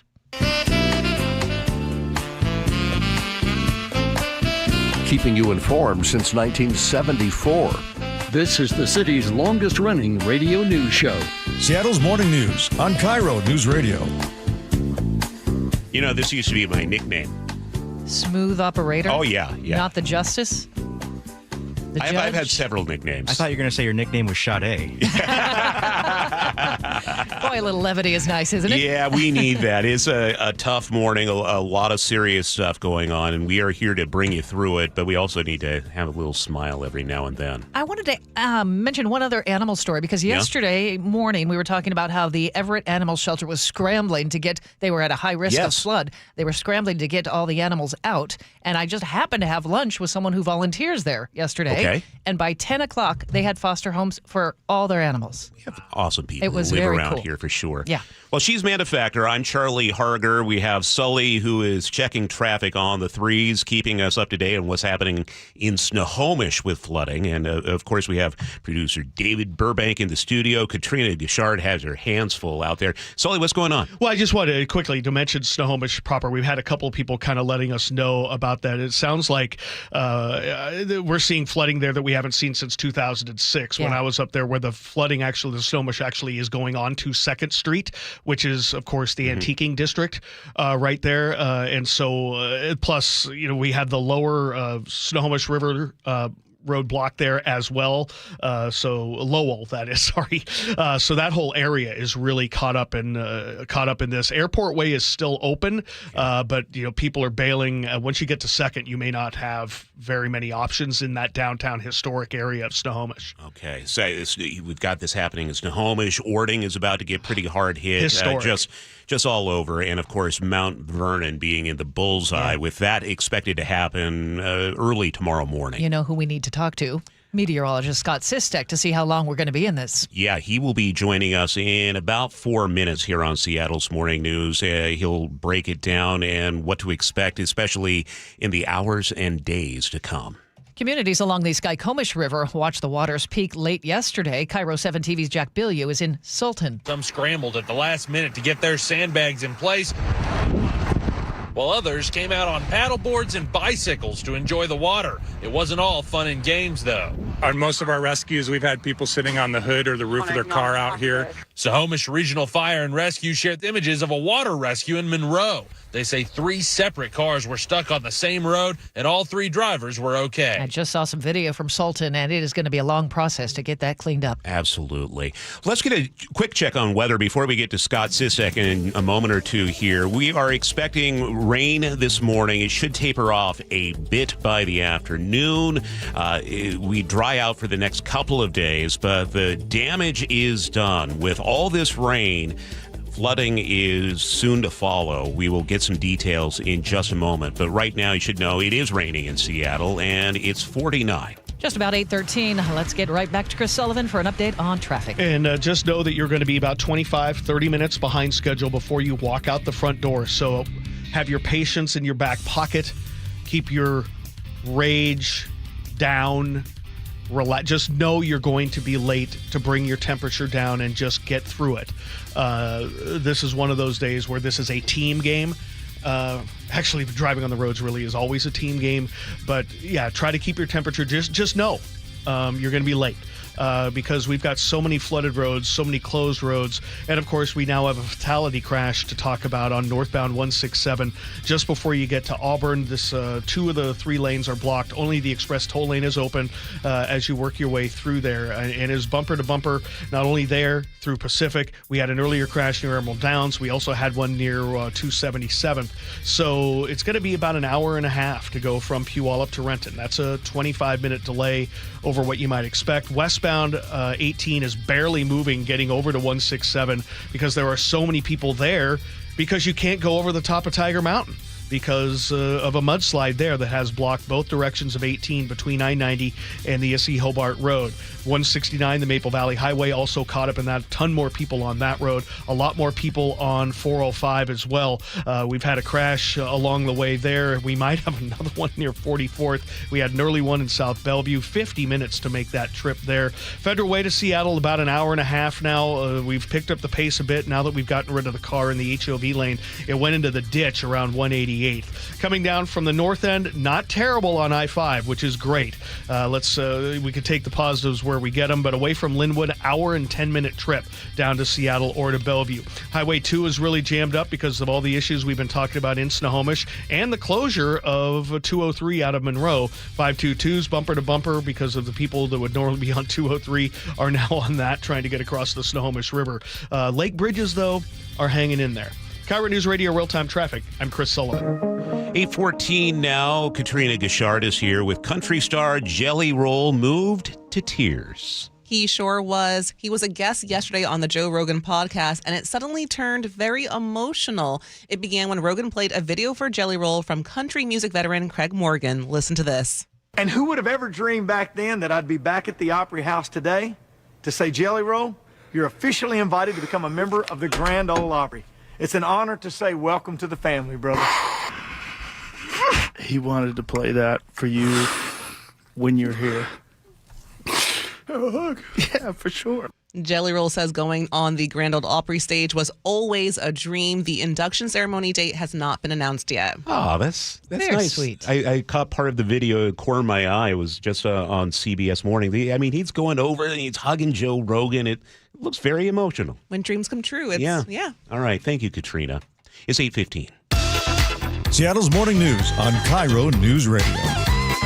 Well, the atmospheric river has been every bit as bad as promised. Evacuation orders, go now orders, a state of emergency declared. It's a truly devastating week for a lot of people across the state. Let's call up meteorologist Scott Sistek. He has the Emerald City Weather blog. That's emeraldcityweather.com. Good morning, Scott. Thanks for joining us today. And this seems even worse than first projected. How bad is this as you look at this?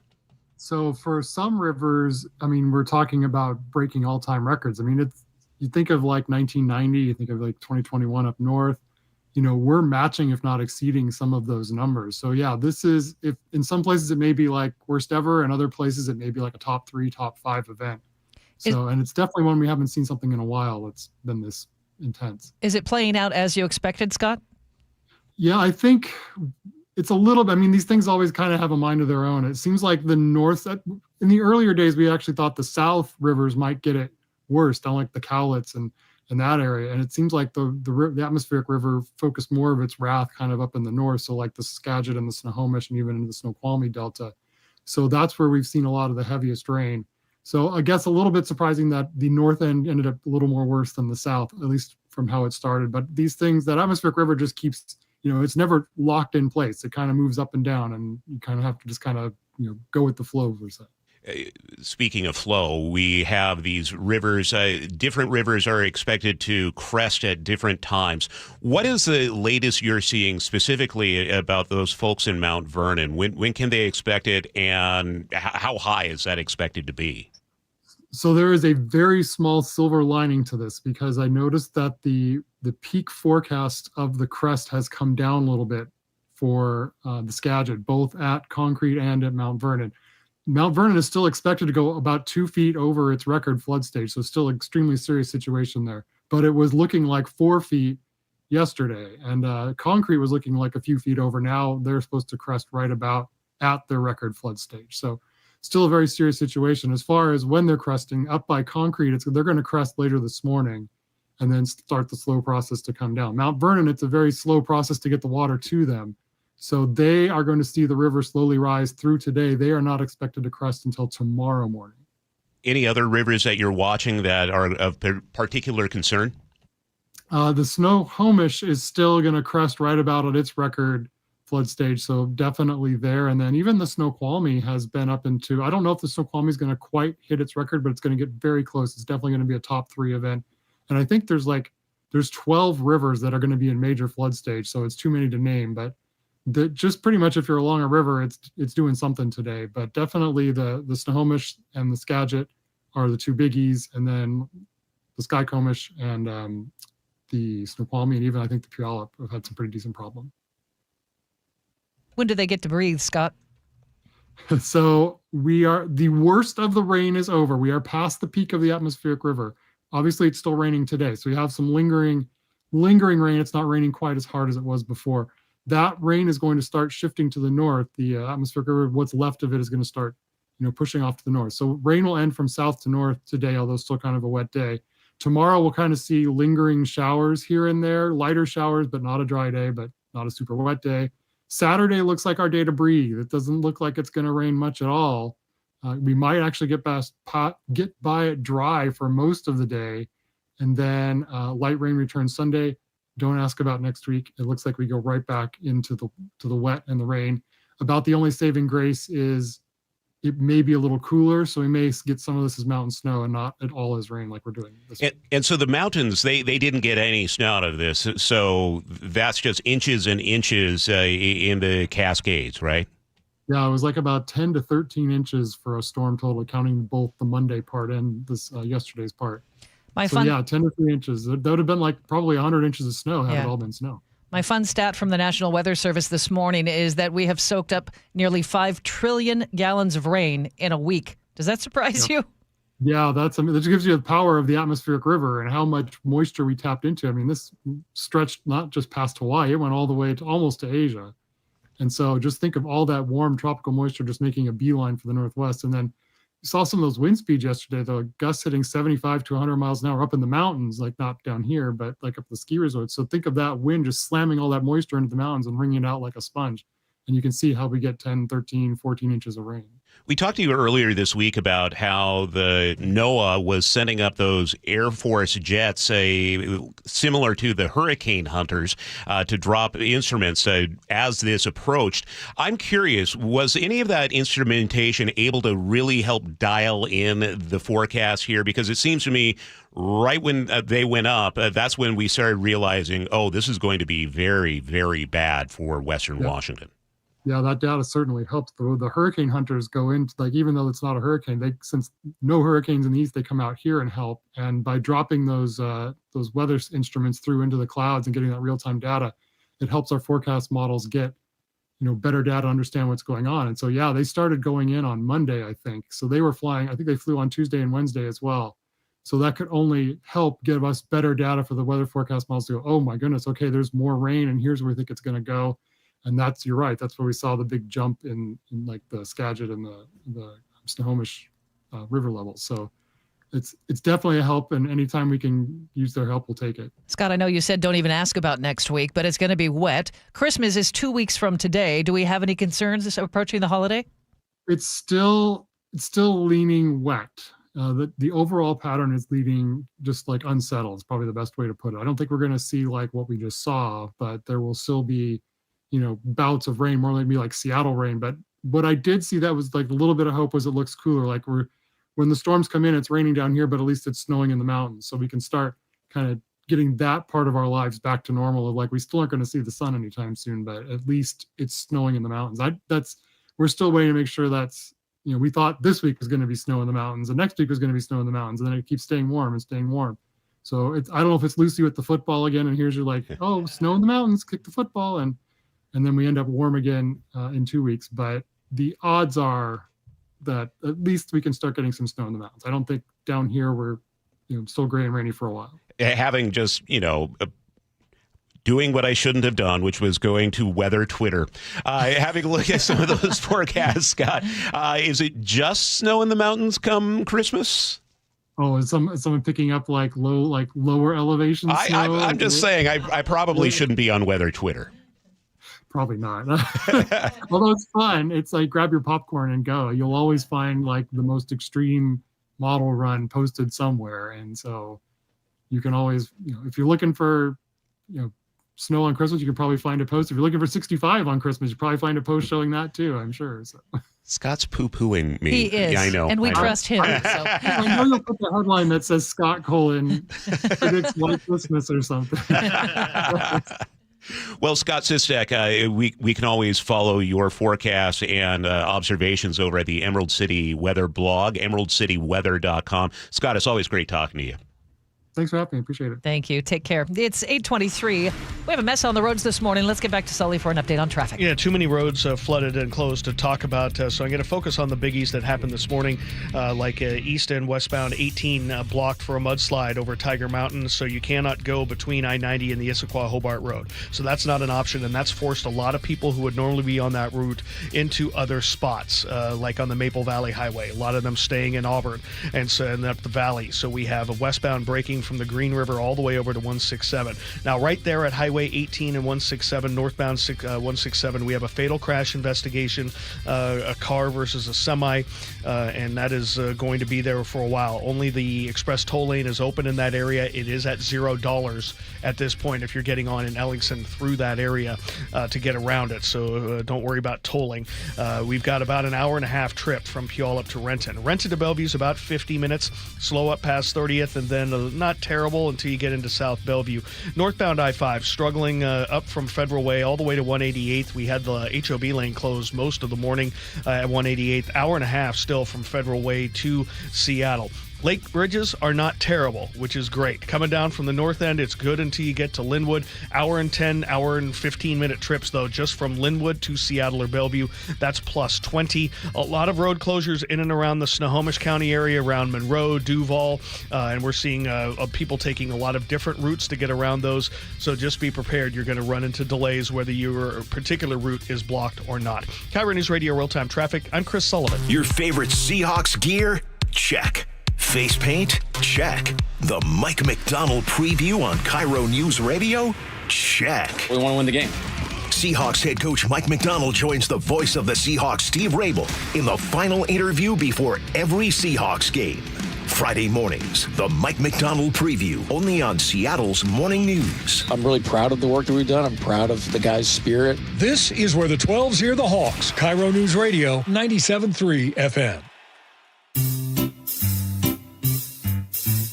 1-877 Cards for Kids. KARS Cards for Kids. 1-877 Cards for Kids. Donate your card today. 1-877 Cars for Kids. KARS Cars for Kids. 1-877 Cars for Kids. Donate your car today. Ready to get rid of that old car? Donate it to Cars for Kids. Call 1-877-CARS-FOR-KIDS to reach a friendly live agent. Donation's super easy, and your car can be picked up as soon as tomorrow. Call us now, 1-877-CARS-FOR-KIDS. That's Cars with a K to donate your car today. 1-877 Cars for Kids. Donate your car today. Hurry! It's your last chance to donate for 2025. Last chance! Donate now for a 2025 tax deduction. Eric Johnson here. I spent the past 30 years working to help make our community better informed, better protected when it comes to consumer issues, and better equipped to take on whatever life throws at us. That's why I love the free Washington Accident book series from Davis Law Group. These books keep us better informed about the law, better able to protect ourselves on and off the road, and better off when all is said and done after an accident. Chris Davis didn't have to write these books. He did it because he saw a need. People who were in accidents or other legal situations didn't know what to do, what pictures to take, documents to request. Only a tiny fraction of the people who get these free books will ever become clients of Davis Law Group, but that's not the point. Chris wrote them because it was the right thing to do. The free Washington Accident Book Series is a must-have for drivers who want to be prepared for whatever the road might throw at them. Get yours at WashingtonAccidentBooks.com. At Fisher Investments, we may seem like other money managers, but we're different. What makes you so different than the rest of us? We ensure clients receive unparalleled service at every step of the relationship. Tell me more. Our investment counselors focus on service over sales, prioritizing clients' needs. How do you make money? We don't sell any commission-based products. We have a simple management fee based on the value of our client's portfolio. So we do better when our clients do better. What about client portfolios? We get to know each client, their finances, family, health, lifestyle, and more, and then we tailor a portfolio based on their specific goals and needs. Your clients really come first then, huh? Yes, we make them a top priority. Our goal is helping them achieve a comfortable retirement.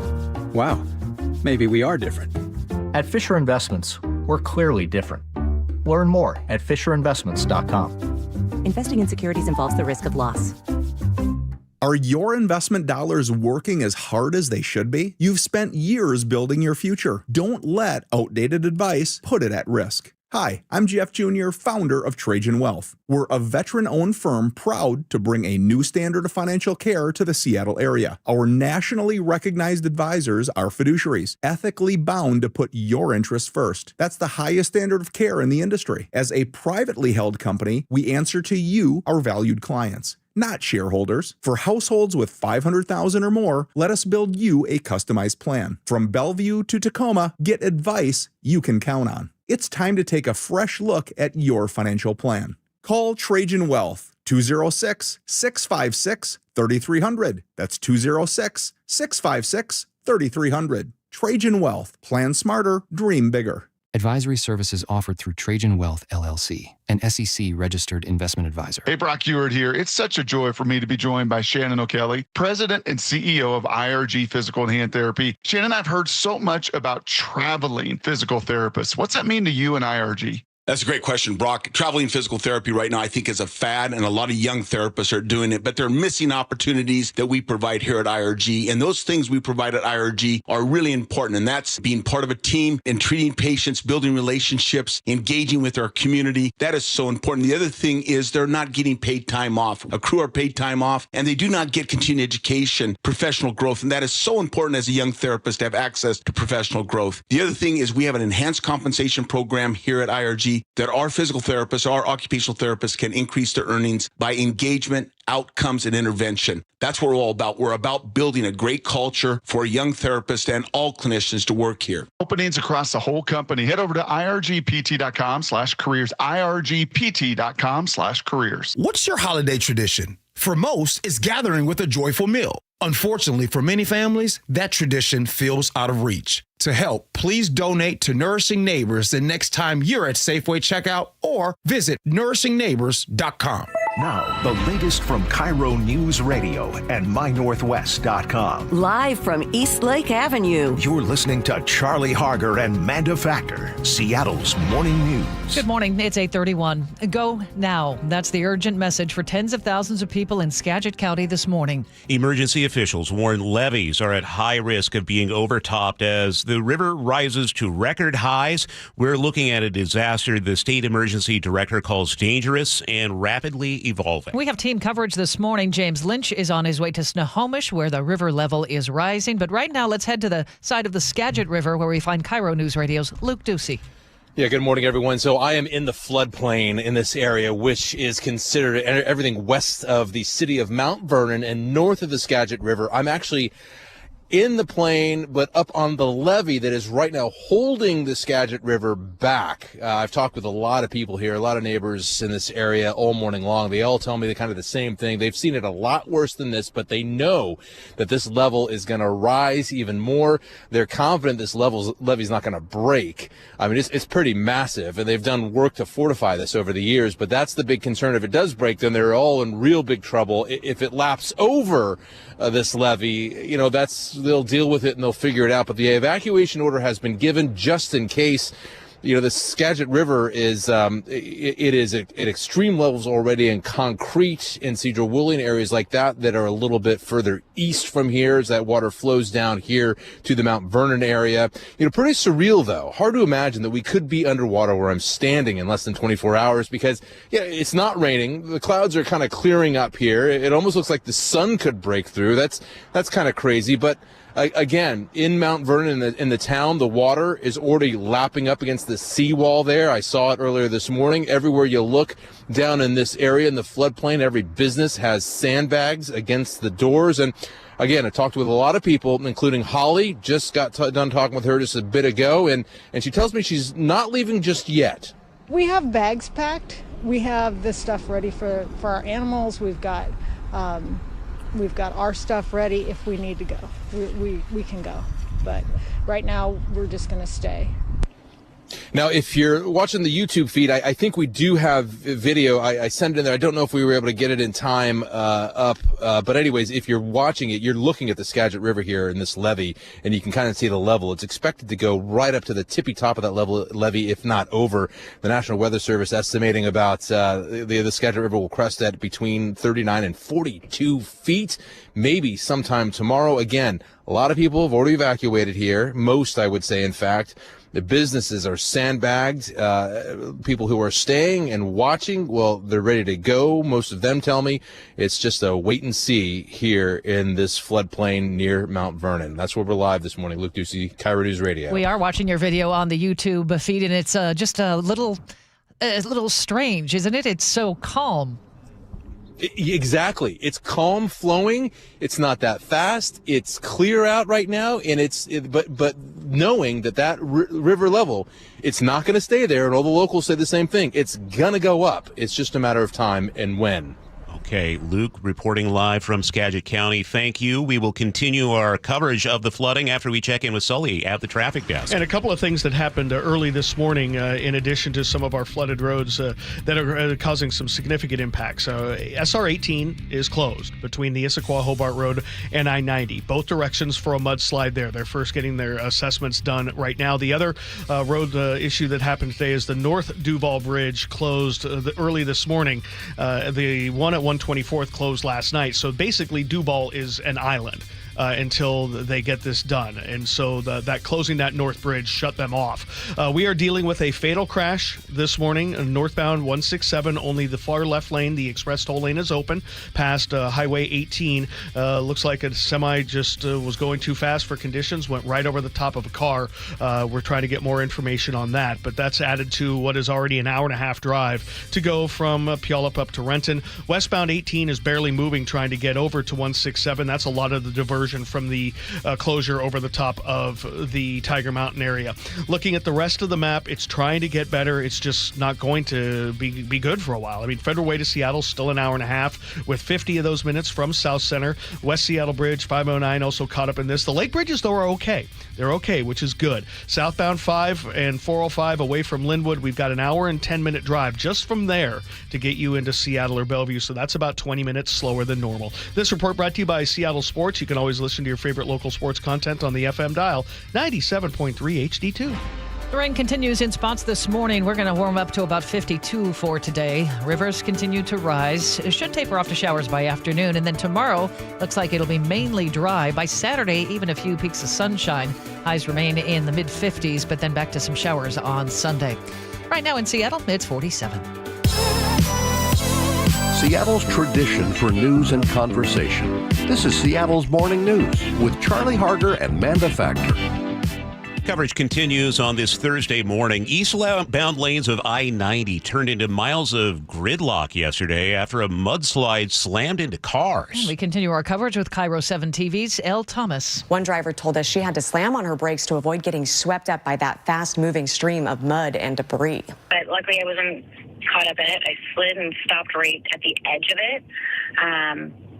And I didn't know really what to do with myself at that point. Sitting there, I'm panicking because I'm thinking, is the rest of the hillside going to start coming down? 3 vehicles were caught in that mudslide. One person was hurt. They are expected to be okay. Standing water is forcing road closures across the state. Steve Rourke is with the Washington State DOT. We are poised to reopen roadways when it's safe to do so. And I would emphasize safety's job one here. Says you should plan ahead. Check the WashDOT app and website before you hit the road. And the American Red Cross has opened several shelters across western Washington, as we hear from KIRO 7 TV's Lindsay Sheldon. That includes the Evergreen State Fairgrounds in Monroe, St. John's Lutheran Church in Chehalis, New Community Church in Maple Valley, and Meridian Habitat Park and Community Center in Puyallup. The Red Cross is offering warm meals and support for people forced out of their homes by all of this flooding. Storm is evolving by the minute as river levels rise and evacuation orders expand. Keep it tuned right here. Stick with KIRO News Radio and mynorthwest.com for continuing coverage throughout the day. Other things we're following today. Seattle's next mayor is keeping the city's top cop. Mayor-elect Katie Wilson says Police Chief Sean Barnes will stay on the job, along with other public safety leaders, including Fire Chief Harold Scoggins. Wilson calls public safety a shared responsibility and says her vision focuses on professionalism, integrity, and community partnership.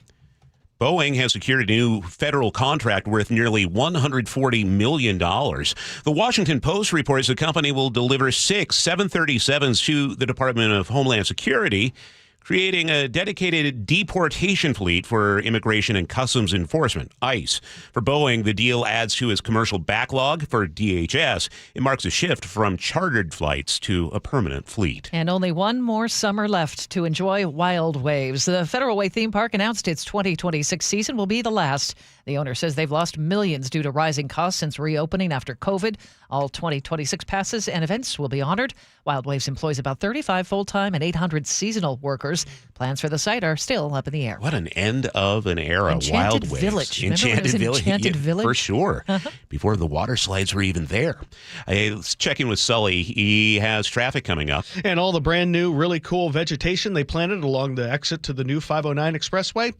I didn't like the water. We now have closed that ramp because all of that wonderful vegetation is now on the road. Oh, no. So we'll talk about that among all of our other crashes and issues this morning coming up next on Seattle's Morning News. The Northwest's trusted news source. We're learning that it was 2 brothers who were fatally shot in Lacey. KIRO News Radio. KIRO News Radio's James Lynch has more. More than 140,000 fentanyl pills and powder were seized. Experienced voices you trust. A fierce budget fight is coming down to the wire. Coverage you can depend on. King County's $20 billion budget. KIRO News Radio on 97.3 FM, the app, YouTube, and your smart speaker. Makita knows that pros never settle, and neither do we.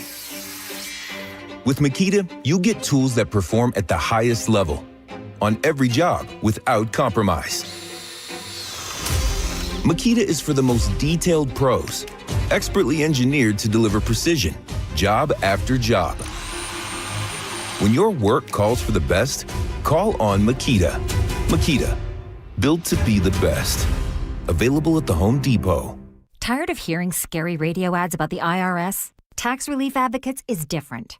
TRA is here to tell you that if you owe money to the IRS, whether it's $5,000 or $500,000, we have a solution. TRA can eliminate or reduce what you owe to the IRS with zero risk to you. We have over 1,000 5-star reviews on Google and an A+ with a BBB. End your tax nightmare today by visiting TRA.com or call 800-583-6681. That's 800-583-6681. Retirement sneaks up fast. One day you're saying, I got plenty of time. And the next thing you know, you're asking, when do I take Social Security and how much tax will I owe? Hi, everybody, it's John Curley. If you're approaching retirement, listen up. On December 11th at 6:30 p.m., Madrona Financial and CPAs are hosting a free Zoom workshop, The 7 Steps to a Successful Retirement. It's the whole picture. Taxes, investments, Social Security, timing, income planning, Medicare, estate planning. Madrona does retirement the way real people live it. They're both wealth advisors and CPAs, so they'll show you how all the moving parts fit together. You'll learn how to avoid tax traps, build a simple income plan, and how to protect your savings from market volatility. It's friendly, eye-opening, and you can join right from home. Call 833-673-7373 to sign up. That's 833-673-7373. Take an hour and finally get clarity about retirement. Guys, if you're worn down, putting on weight, dealing with low T symptoms, or ED, something's off. Ignoring symptoms doesn't fix the real issue. For a limited time, Revive Men's Health Washington is offering free full diagnostic panels. A $400 value. It checks testosterone, blood sugar, cholesterol, kidney, liver, thyroid, and heart health. The key areas that reveal what's driving low T, ED, and more. Plus, qualified patients get up to 25% off select treatments now through year end. This gives you a clear answer on what's off and the steps to improve it. Over 120,000 patients have trusted Revive since 2011 because the results are real. Claim your free full diagnostic panel today. Call 206-529-1111. That's 206-529-1111. Or visit ReviveMen'sHealth.com. 843, Chris Sullivan has traffic on the threes. And we've got a couple of new crashes to tell you about, both in the exact, well, one's a crash and one's a mudslide, both in the same spot. I want to thank my boy Jay, Jesuit High School, class of 88, making his drive up from Portland today, delivering his goods, letting me know that we have the HOV lane blocked on northbound I-5 between the Kent Des Moines Road and the new 509 Expressway off-ramp. The new 509 Expressway off-ramp is now blocked for a mudslide. All the vegetation that they put up there to make it look nice and pretty just came down, and so that is not open for you at this point. So two issues right in that same area. So that makes an hour and a half drive, about an hour and 40 minutes now to make it from Federal Way into Seattle. Northbound 167 continues to struggle past the scene of this car versus semi crash, fatal crash investigation. Two right lanes are blocked. Only the express toll lane is getting by, but it is $0 if you get on right there at Ellingson to get around us. They're not going to screw you because that's the only lane that's open, and that's what I confirmed with the DOT and the app there for the toll prices. Westbound 18 is also jammed up through Auburn because of a crash and just a lot of extra volume because of the closure of 18 over Tiger Mountain. That is active. That happened this morning, both directions between the Issaquah-Hobart Road and I-90. Rented to Bellevue, about 45 to 50 minutes. It's really slow into South Bellevue. We had an earlier crash right near Southeast 8th. We might have another one. Lake Bridges, both of them in the westbound direction, trying to be okay. They're heating up about 28 minutes to get across. Coming down from the north end, it's not bad. I think a lot of people up there are dealing with some other issues and may not be working today because it's not bad until you get to Linwood, but from there on down, hour and 10-minute trips from Linwood to Seattle or Bellevue. And again, way too many road closures to tell you about. KIRO Newsradio real-time traffic. I'm Chris Sullivan. Still seeing some rain in spots this morning. Should taper off to showers by afternoon, but we're looking for about a quarter inch of rain today. 52 the high. Tomorrow, slowly drying out, 55. Looks like we'll be dry on Saturday as well with a high of 54. Maybe even some sun breaks on Saturday, but the showers are back on Sunday. It's 47 in Seattle right now. You know, sometimes ChatGPT feels like a Mickey Mouse operation, and Katrina Gishard is here with a new story about that.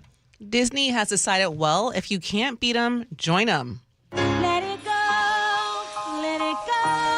It's the first major Hollywood studio to collaborate with OpenAI. Under the new licensing agreement, Sora users will be able to create short, animated videos using Disney characters like Elsa from Frozen, Mickey Mouse, and even Yoda. Do or do not. There is no try. Disney is also buying a $1 billion deal stake in OpenAI. The two companies will collaborate on new products and tools.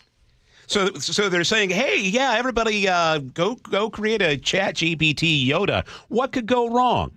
What could possibly go wrong? I don't even know what's real Nothing anymore. At all. Yeah, you just started going from that South Park episode from 2 weeks ago.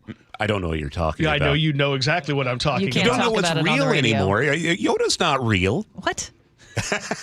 Who needs animators when you have OpenAI? Okay. Well, speaking of AI, Luke Ducey is going to have his Tech Talk this week. A look at the increasing use of Artificial intelligence inside SeaTac Airport. That's coming up next on Seattle's Morning News. I'm here with my real estate guy, Wes Jones of sellwithwes.com. And Wes, the year's almost over. It's the holidays, but the spring is going to come fast. That's right. There's not a lot of time left this year. But here's the thing. It takes a lot to get a home ready to sell if you truly want the maximum value for it. So I would encourage you, let's start the conversation now if you're planning to sell next year. We'll walk through my pre-inspection program. If there's any improvements that need to be made, I can help line up the contractors. And if needed, we have options to pay for it out of the proceeds from the sale of your home. The important thing is to have a game plan from repairs to staging, pricing strategy, and marketing.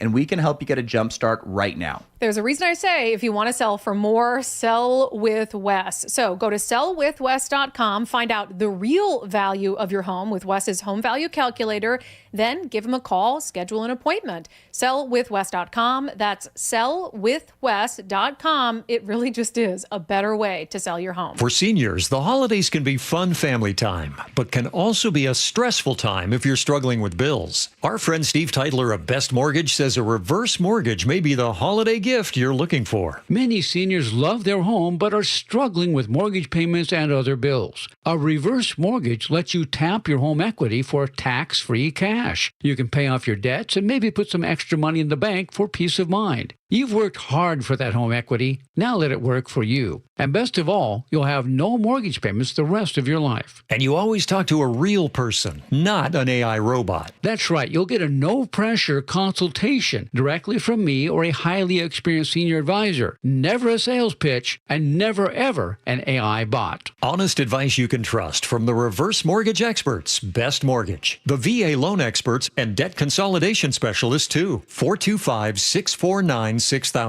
Best Mortgage, 425-649-6000. Your old furnace ain't nice, and your toes are like ice. DayandNight.net. This month, Day and Night gives you a free furnace with the installation of an AC or heat pump. If you're not sure your furnace will make it through another winter, call us to install a proper, long-lasting, efficient heating system backed by our lifetime workmanship guarantee, so you won't be left out in the cold. Install an AC or heat pump and get a free furnace from Day and Night Plumbing, Heating, Cooling, and Electric. DayandNight.net. This is the city's longest-running radio news show, Seattle's Morning News on KIRO Newsradio. In today's Tech Talk, the next time you fly in or out of SeaTac Airport, you might not know the airport's AI and machine learning platforms are watching you in order to help your flight make it to its gate on time without stopping. Even if your flight is still hours away from landing. KIRO News Radio's Luke Ducey explains. I'm standing inside the ramp tower at SEA. Fishtail North on Whiskey of Beam Bravo 5 Alpha. Listening to controllers talk with pilots. Whiskey, while they also look at a screen dotted with little digital airplanes, each representing an incoming flight. Some of those little planes have a green tag attached to them. So if it's a green data tag to the right of that aircraft there, they are cleared to their gates. While Flight 618 is tagged in red, because airline scheduling coordinator Samer Thierry explains it's an aircraft that will be holding for a gate or does not have a cleared gate into the airport. In other words, Samer and the controllers already know Flight 618 is going to be delayed getting to its gate, even though it's not scheduled to land for another 3 hours. You could be as far south as Oregon or even a bit further south than that, and not only will the airport, but air traffic control, the TRACON, and other significant stakeholders of the airport will already know if you're going to have to hold or not based off of these AI predictions. Samer and his colleagues are using AI and machine learning to predict delays and fix them before a plane lands at SEA.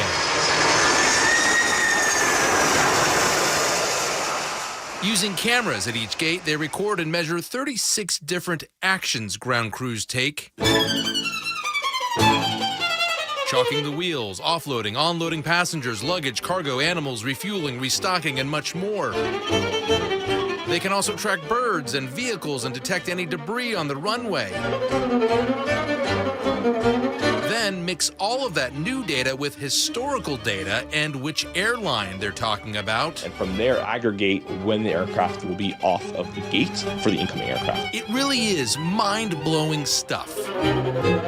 However, most airports are jealous of what we have up here. They want to do it. Ed Appleberry, who's in charge of SEA's ramp controllers, tells me for SEA, they had no choice. We're trying to stay ahead of the traffic and congestion at Seattle. SEA ranks 12th busiest airport in the country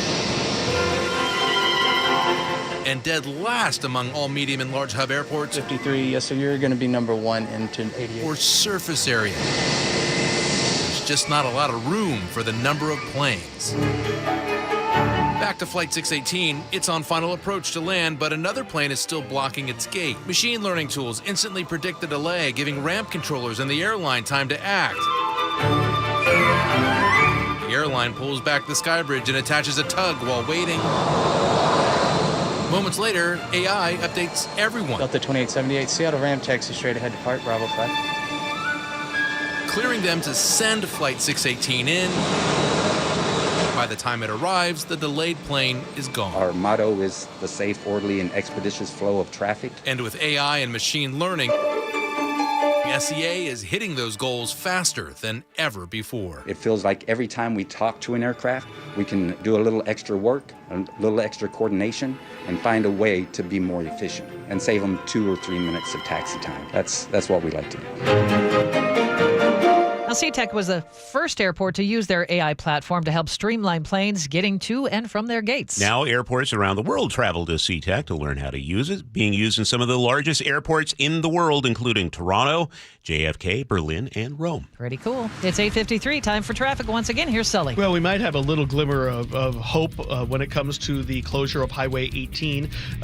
We just heard from the State Patrol that maybe the mudslide there isn't terrible, and they're working to try to get it open. So we're waiting for some information on that. They're just checking the stability, sounds like, of the hillside there. But right now, 18 remains blocked between I-90 and the Issaquah-Hobart Road. And that's forced a lot of people onto other roads they wouldn't normally be on, which has led to a lot more slowing on our freeways.